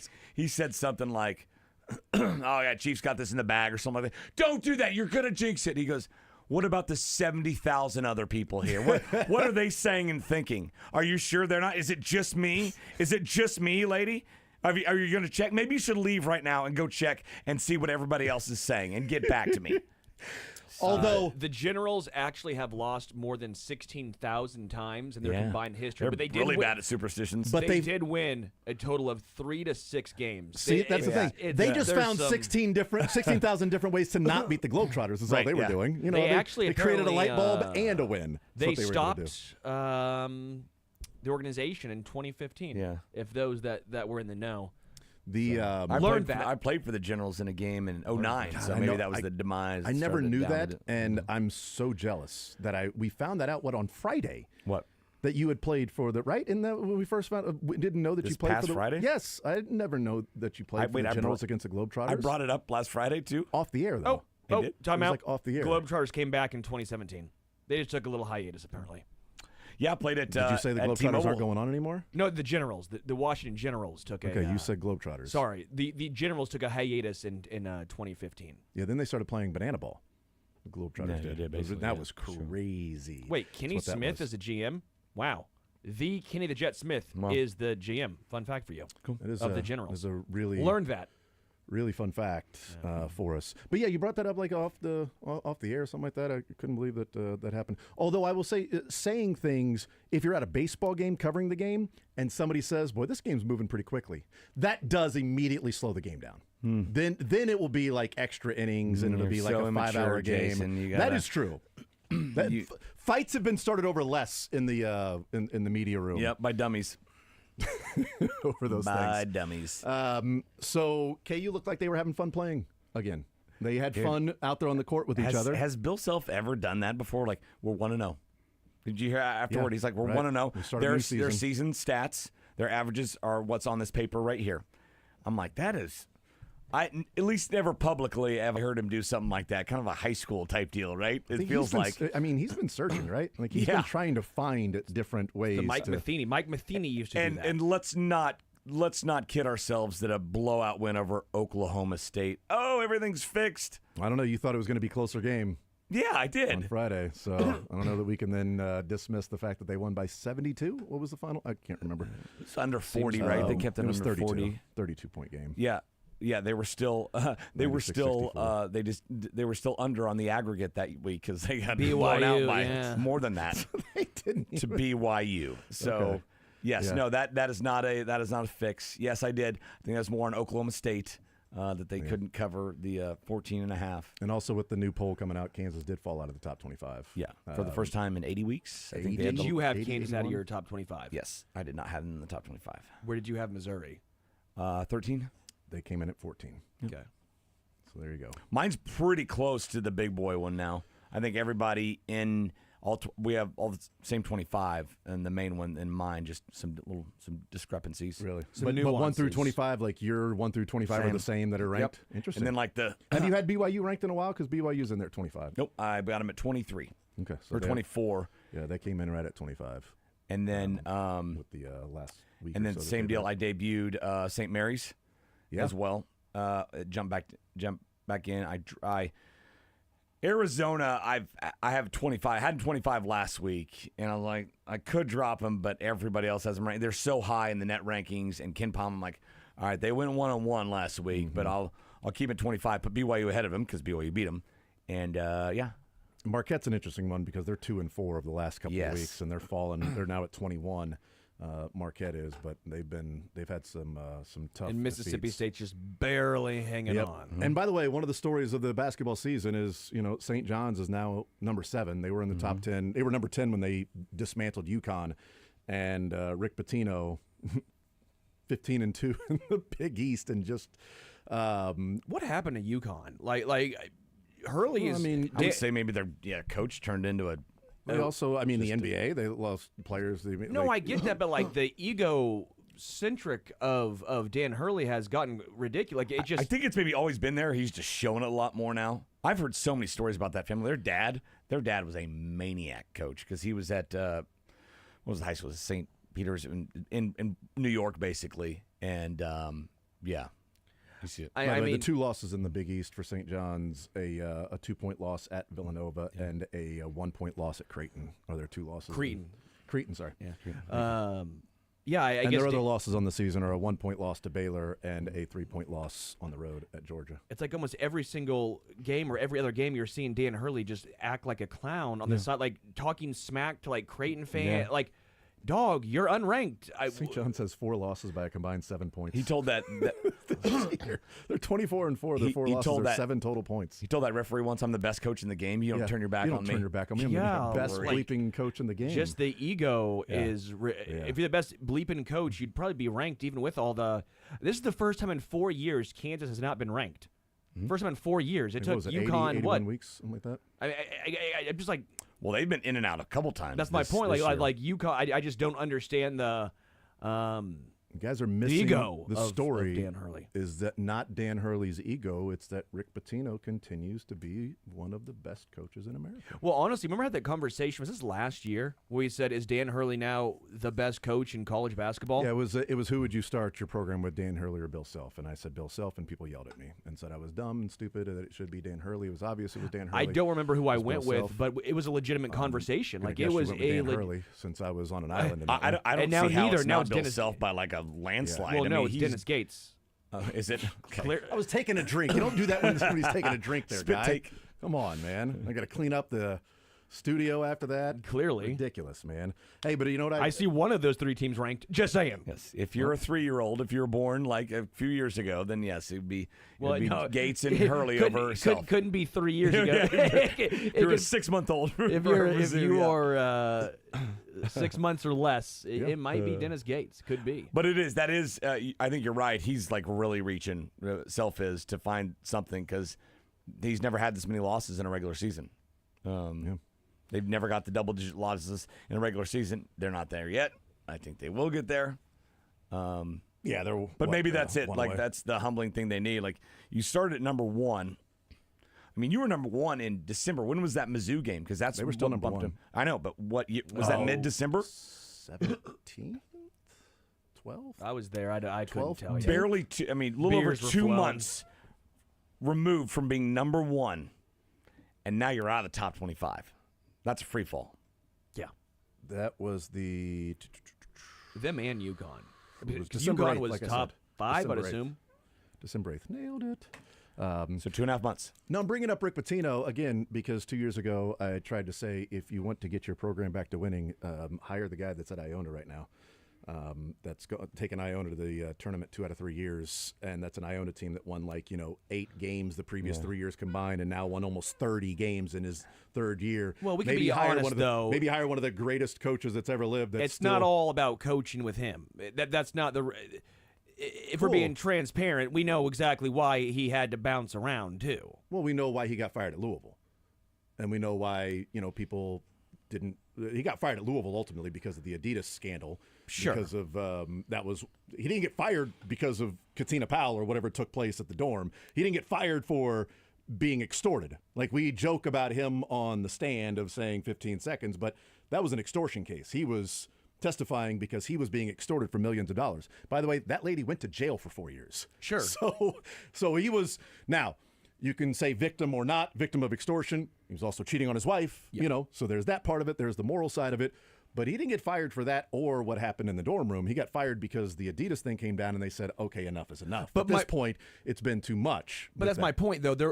He had to work his way back up, Yeah, and for sure. and he's done a great. But I said at the time, though, if you want to win, depending on what you're willing to put up with, but if you want to win, Sure. he's going to win. there was no he's denying won his everywhere coaching. he's been. His coaching prowess. 'Cause Everywhere he's did, been, did he he's go to won. Italy for a little bit? Yes, he took one of the worst teams in that Italy league the year before, and they won a championship his first year. Yeah, he got it's- there, and they won. I think it was Greece actually. It was a Greece. Yeah, Greece. it was overseas. It was one of those Yeah. and you're like, It's like a crappy, wait a minute. so like a crappy franchise. Yes. He took it over, and they won the championship. Then he got the job at Iona, and went to the tournament.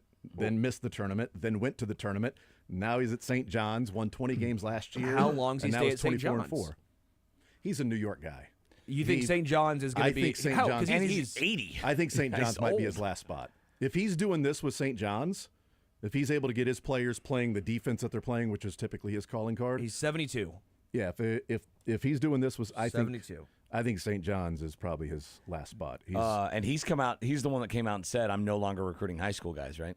Yeah, I think he said last week, "We're done with NIL transfer portal. I'm done recruiting high school guys." But again, that's why he took the Iona job, is because to get back to New the York. same thing basically too. No, there's going to be a lot of guys are kind of at that point doing it. He's just 72 and just can say whatever's on his mind, like all 72-year-olds do. He said a lot of things, though. Yeah, he said at one point, he's like, "I'm no longer recruiting. I won't recruit anybody that can't shoot the ball." Like, okay, sure. That was like in 2015 or 16, right? And it's like, I've recruited guys that were athletes to try to teach them how to shoot, or defenders that we could teach shoot. No more. I'm going to teach them how to play defense. It's everybody I recruit is going to be a shooter.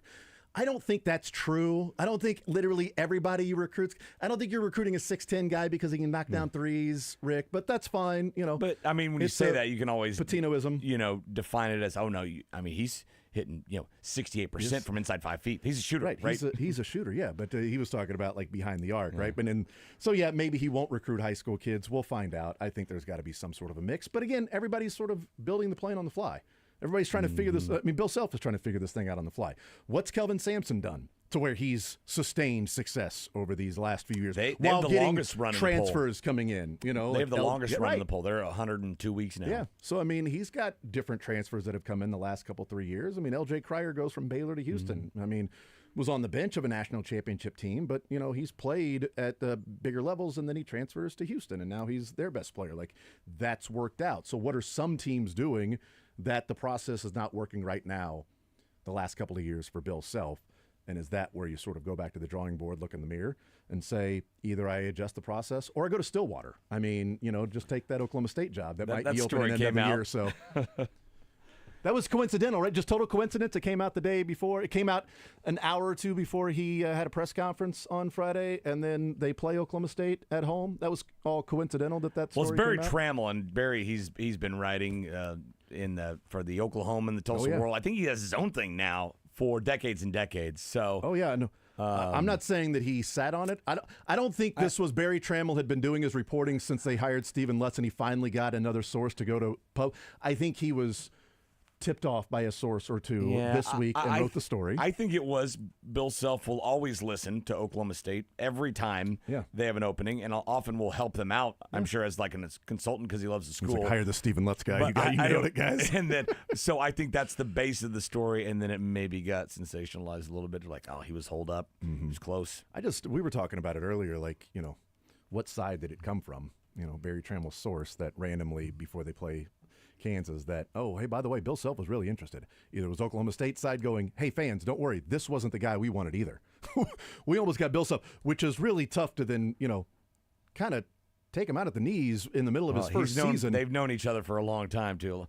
Yeah. Someone told me a long time ago, you want to know who the unnamed source is? Look at the next name in the article. Yeah. And or it comes from Kansas side of, oh, you guys are upset and questioning Bill Self and mad and frustrated of back-to-back years where it isn't what you. Oh, don't worry. He's thought about Oklahoma State a couple times. In fact, the national championship in 2008, he was pretty close. And apparently Oklahoma State thought they were close to getting him this go around. So, I mean, if you'd rather have somebody else, it could happen. Sure. If you want to press your luck, I think there's an element of that because he walks out. I would err to that side. He walks out of the tunnel to a standing ovation. Yeah. That story comes out on Friday. He walks out, standing ovation there down Fieldhouse with Bill Self. Whenever I read those articles, your first impulse to think is, oh, it's some secretary who's like behind her desk, and she's like, calling in. He was looking at houses in Stillwater. Yes. It was the realtor, usually it's like the main person they're talking about in the story that gives you the tip. All right, we'll take a timeout. We'll come back. Learn funniest best coming up next.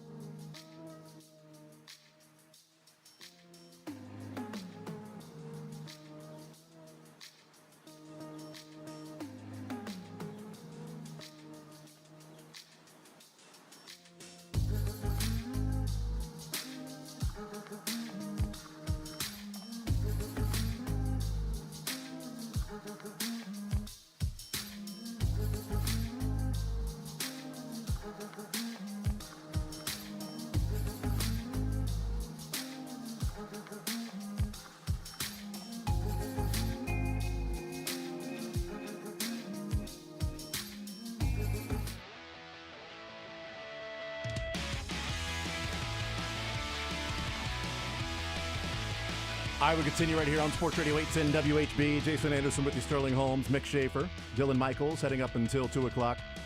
Time for a little Learn Funniest Best is presented by Citywide Remodelers. If you're ready to turn your house into your dream home, upgrade your bedroom, kitchen, bathrooms, top-notch craftsmanship, painting indoors as well, outdoors, whatever you need with your house, it is Citywide Remodelers. Have them come out, give you a quote, and see what they can do for you. It's citywideremodelers.com. All right, Learn Funniest Best. We go around the room. What we learned from the weekend, what the funniest from the weekend is, and what the best of the weekend was. You know what, guys? You know what I learned over the weekend? I learned about the Marching Ravens. I learned there's a marching band for the Baltimore Ravens. That's what I learned. I learned there's a Baltimore Marching Ravens. Are they adults or they more high school kids? Oh, they or are what? adults. They are adulting as adulting gets. And there was a cool story back in, that must have been like September, October. The Ravens were playing the Bills in a fun little nationally televised matchup. Yeah. There was this really cool story where Steve Smith Sr. was being a part of the Marching Ravens that night, and he was like a honorary member of the Marching Ravens. That was cool, and he was able to conduct it, and he was banging the drums, and then he's banging other things. So over the weekend, Tony Martinez, apparently a guy who I'd never heard of, but a guy by the name of Tony Martinez, lets everybody know that he discovered on his wife's phone what his wife and Steve Smith had been doing for a few months. And he decided to just tweet it out that, hey, Steve Smith has been doing this, tweets out all of the text messages, tweets out him calling Steve Smith, and Steve Smith going, sorry. Then he hacks his wife's Facebook account, gets into his wife's Facebook account, and starts posting the screenshots of the texts from his wife's Facebook account of Steve Smith Sr., which, by the way, those text messages include Steve Smith taking pictures of himself, face and everything, like, hey, this is what I'm wearing today. So there's no denying, well, that's not me. I didn't, no, there's your picture. At least that's the body part, was the face. Yes, well, there were others, too, that were, blurred out, I believe. And so that's what I learned about the marching. I learned about the Marching Ravens. That's what I learned was that the Marching forgot Ravens. about that part. Yes, Dog. I learned that Steve Why Smith would Sr. you post that? That should be kept, I would assume, in-house. Oh, I think man's scorned. I think he was going through it when he found out that was happening. Yeah, I I get that, but that's he your was- first reaction? I about don't know the- that it was his the first guy? reaction because he also called Steve Smith. So your second reaction is posting that? I don't know who you're... Well, one of the because it could be learned, it could be best, it could be funniest, saddest, maybe. It could also be funny. It could be sad. Certainly, Isn't Steve Smith Sr. married? yes. That's the part that's getting missed in this whole thing is that he's married to his college sweetheart, and he posts pictures of his family and family photos and everything, and his wife's birthday, and talks about her. The video that the Ravens put out about him being a part of the Marching Ravens certainly took a turn for the worse. But what could be also part of the funny was the original tweet from this guy to Steve Smith that he tweeted at AB84, Antonio Brown for some reason, at ESPN, at TMZ, at Panthers, at Steve Smith Senior 89, at NFL Network, at Ghost Golf Club, at TaylorMade Golf, at Yeti Coolers. Those are all his My sponsors. wife works for the Marching Ravens. She met Steve Smith Sr. at work. Steve Smith has been, I got receipts. I got a lot more, homie. And then he just starts tweeting out all the screenshots. So I learned that Steve Smith is part of the Marching Ravens, and I learned the Marching Ravens. They have a marching band. The Ravens do that performs before games and at halftime, post game stuff like that. There's a drum line and everything. That's what I learned this weekend. Is the Marching Ravens. Sterling, what did you learn? Took a turn. It Yeah. did, didn't it? It was Ravens playing a sad song there. Yeah. That's well, I don't know what instrument she played. The flute or no. Playing taps, I think.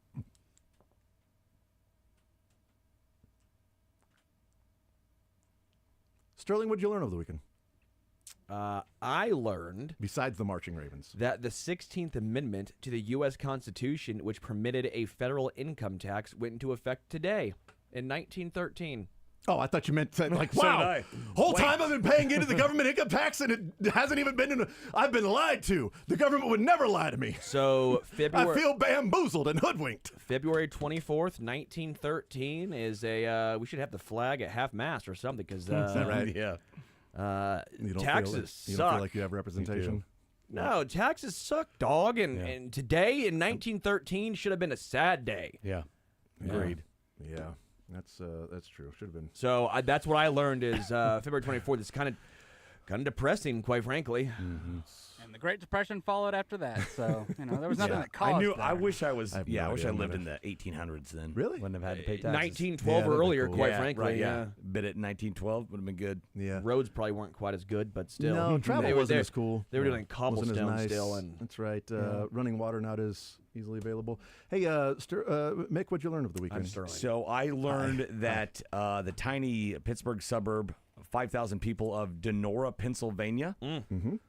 Ken Griffey Jr. is from there, and he, even with his 2,700 hits all time, has the second most hits from anybody born in Donora, Pennsylvania. Is it Honus Wagner? No. Is it a Hall of Famer? Yeah. I would guess. Is it Tress No. Just speaker? Nope. Tress Speaker? Just name all the Hall of Famers. You'll get there. We'll get there eventually. Is it old time? I'm assuming like old timey. Not that old timey, 1950s. Probably this is his heyday, right? The Cardinals. Stan Musial. Stan the man. How about that? Stan the Man and Ken Wow. Griffey Jr. from the same city? What's in the water? a little town outside of Pittsburgh. Iron, probably. There you go. Is that what it is? Yeah, Assume probably it's that iron. Because one, it does sharpen iron. That's what I've heard. Well, steel. You can't steel's in the sharpen water. iron without yeah, iron. Yeah, Mick got it. But So that's what you learned. Okay, cool. Well, better than your sad story. Mine I don't know. upbeat A little bit. I don't know. I liked yours a lot, Thank you. Mick. His Appreciate was that. That was depressing. in- yeah. I think That's learning informative. about the Baltimore marching Ravens. I is thought really you and I informative. learned literally like we learned things. Yes. But I learned about the You don't think I learned that this weekend? We learned a lot about kind what of was felt going like on. at one point Jason was Tony Martinez here. Like, is that his alias? No, that's not me. It's your cousin. I married a good woman. Dylan, what'd you learn over the weekend? So I learned that I think spring training going forward will be the payday for fantasy losers for MLB players and MLB fantasy leagues. Chris Bassett was the latest addition, and they actually put his record on the back of his Bat Boy jersey. So he had to not only be the Bat Boy, but they put 4 and 10 on the back of his Bat Boy 4-10 jersey. was his As jersey he number. was the Bat Boy for the entire 3-game spring training session. Oh, that is good. That is good. And then he actually had to do the duties of being a bat boy. No, Like, that he is had to part of perform the that. payment. I That's guess. exactly right. That is great. All right, funniest for you, Sterling. funniest for me is Mizzou students getting a text after the Alabama win. Mizzou win plus no court storm equals free cover at my house in Harpo's. Wear your retro hat for injury. So this was a legit text that was sent out by the Mizzou, because they have the school sends everyone a text, and so that's what it was. That when Mizzou beat Bama plus no court storm. I love it. Make sure it says plus no. And what does court. it say? It What says, house? Mizzou win plus no court storm equals free cover at my house in Harpo's. Who's my house? My house is a bar that. Oh, Yeah, I that's was right. gonna I've say. been there. I've been there. Yeah, it's a nightclub. Yes. It used to be Bengals, which was the freshman bar. Yeah, I was going to Once, of say, for course. those that didn't go to school there in Columbia, you'd have to say Yes. what my house is. I thought you were going to some person accidentally Yeah. At my texted- house. Yes. I thought it was like he was texting his buddies and then accidentally sent it out on the Missouri mass student text as he worked for the university. I just thought that was incredible that Yeah. they beat Bama plus no court storm equals free cover. We got Love that. We got hoodwinked by that one night. We were there for a youth baseball tournament. All his parents went out, and we ran to a group of kids. They're like, "Hey," we're like, "Where do we go for a beer?" We're like, "Well, come to my house." We're like, "Okay, we're going to a college party. All Here right, we go." Here we go. It's like a And they're nightclub, like, but yeah. "Oh, I see now." Yeah, it's not as fun. Bengals though, R.I.P. That was the spot. That was a big letdown. It's like opening up a restaurant that's like, I don't care. It's called I don't care. What do you want to eat? I don't care. All right, kids, load them up. We're going to I don't care tonight. I'm not sure. What do you want? So it's a whole string of restaurants. We had Doesn't matter to me. We couldn't think of a softball team name, so we named our team name with ourselves, just in the hopes that the other team would be like, "Hey, who are we playing tonight?" Play with ourselves. We're playing with ourselves. We did that with bye week. and hoping that people wouldn't show up so we get a that's free a win. great- We that's a great had call. bye week, and that was a pretty good. So that people wouldn't show up. You get a free win Yes. bye week. Well, you guys were 10-0 and only played 5 games. Mick, what was your funniest from the weekend? Dravetta somehow came through with the funniest. Really? Last night on our Sunday Sound Off, when we sent out the text, the tweet of, hey, give us your questions for our panel, he wrote, what sport would be the easiest to still play in a post-apocalyptic landscape? And got us to talk. We didn't put it on the air. It wasn't that good, but it was really funny. And I appreciate that from Adam. And I don't know, like track and field, maybe? Yeah, probably. Running. Yeah, you're going to have to do that anyway. You got natural hurdles that are Somehow out there it's- with some Somebody fallen responded trees. to Somehow him it's and still said, soccer. Tag, which that might be like, at that point, That's- tag is like yeah, for it's your more survival. life. That's more survival tag. There's a difference. Oh, you know what it survival is? tag. What? Hide and seek. Yeah. Just don't get caught. Don't That's get caught. that's Yeah. boxing. Boxing is Boxing, the you'd one, have to be a yes. skilled fighter. Fencing.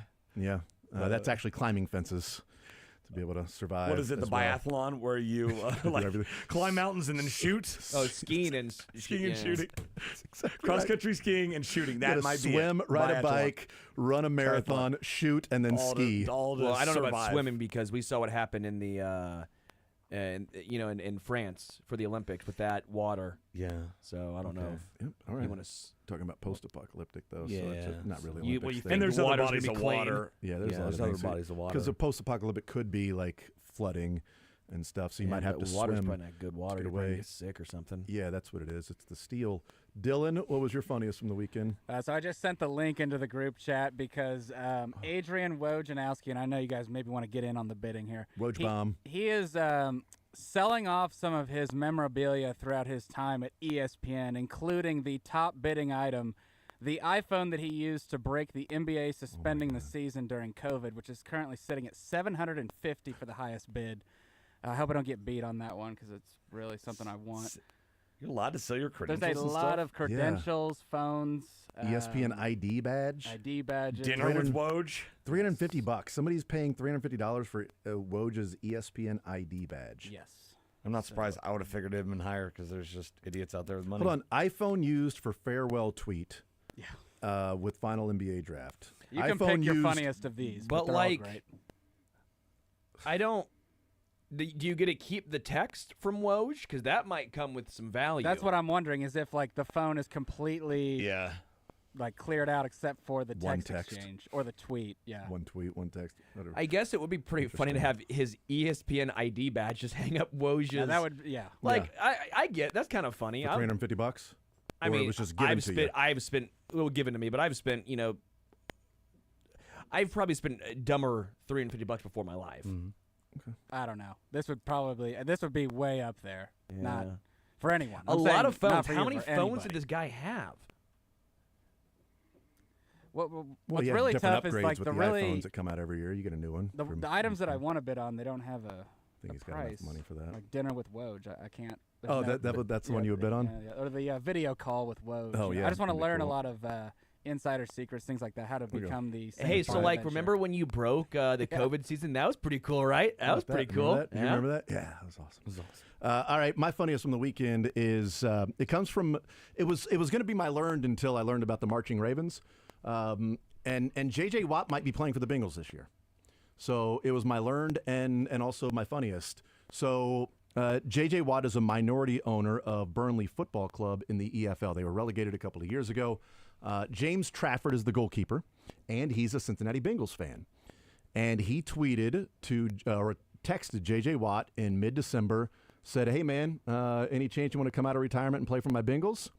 And J.J. Watt said, "Yeah, if you don't allow a goal the rest of the season, then I'll sign with the Bengals."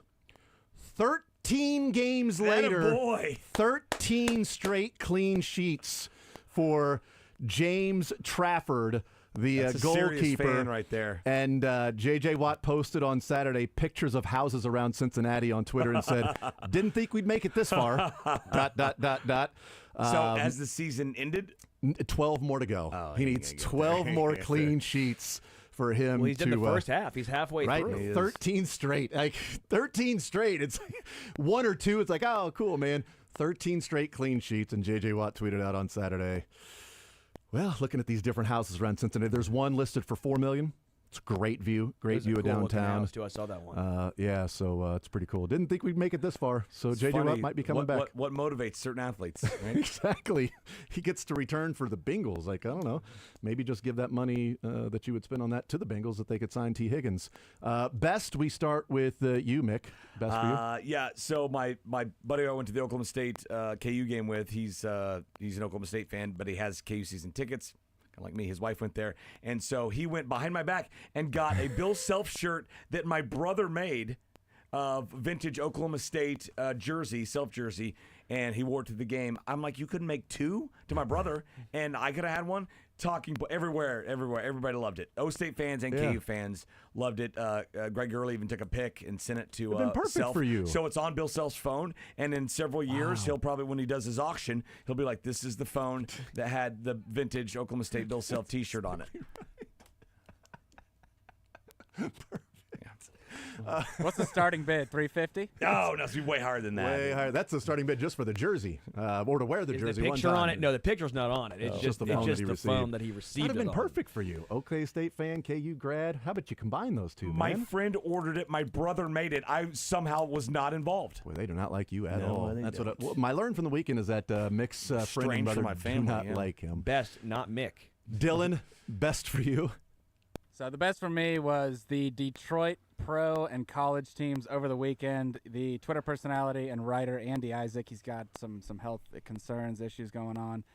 One of his tributes and one of his big hashtags that he used over the years as a writer was Fatterday. So all the Detroit teams on their jumbotrons put a Fatterday graphic up to support Andy in his fight. It was pretty awesome. He's been battling for like a decade, Yeah. and he announced Thursday Recently or Friday that that he it was was- going to enter hospice. Yeah. And he was like, I'm just tired. But he You know, tweeted he's, out thank sports you writer this or- Sunday yeah. too. And he's a great follow. Like he's always Great like, dude. tell me something good that's happened to you in your life today. Yeah. And Yeah, just that's his retweets are just all like good.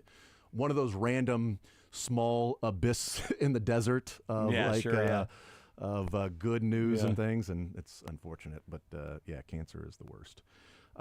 My best from the weekend was a similar moment like that. It was in Columbus, and Johnny Gaudreau's been in the news the last couple of weeks because of the Four Nations, and they had his dad there at the dinner. They were wearing Johnny Gaudreau jerseys. The Boston fans were chanting Johnny Hockey during the game against Canada.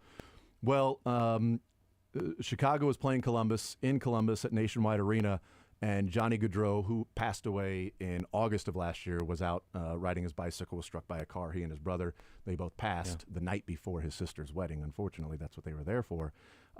His son turned 1 on Saturday, and they were at the game in Columbus, and they showed Johnny Jr. on the board, and the crowd in unison started singing happy birthday to little Johnny Jr. There wasn't a dry eye in the house. His wife, Junior's mom, was bawling, holding her son while the whole crowd was singing happy birthday, first birthday to little Johnny Gaudreau. That was my best from the weekend. Your best, Sterling? The weather warming up. Yeah. Sorry, I didn't mean to be. I was Makes sense. like, mine pales in comparison I to know. these two. Yeah, mine's And Top then he that. went lower. I went Yeah. lower. I crested the bar. But as a man who really does hate cold weather, like I thoroughly just dislike the cold. This is starting to get lovely. Good week. It's gonna be a great week. I'm feeling positive. I already have one tea time set up on Saturday. You're not playing today? Yeah. No. A lot of snow on the ground today. It's Yeah. really wet. Too. Yeah, I think Saturday's gonna be nice. I'm playing Friday. We drove by Thursday. Drove by yesterday going to little man's basketball game, and the putting green at St. Matthews was over off 135th was packed. yesterday. St. Andrews, you mean? St. Andrews. I mean, not Like, St. is that a new Matthews. course? St. Yeah, I was Andrews, like, yeah, thank you. Send me the link. Yeah. I'll tell you the story about St. Matthews as to why that was in there. But yeah, St. Andrews was packed on Sunday on our way there. So yeah, the snow was off. I don't know how wet the green was, but they were out there practicing. We'll take a time out, come back, wrap up the show next.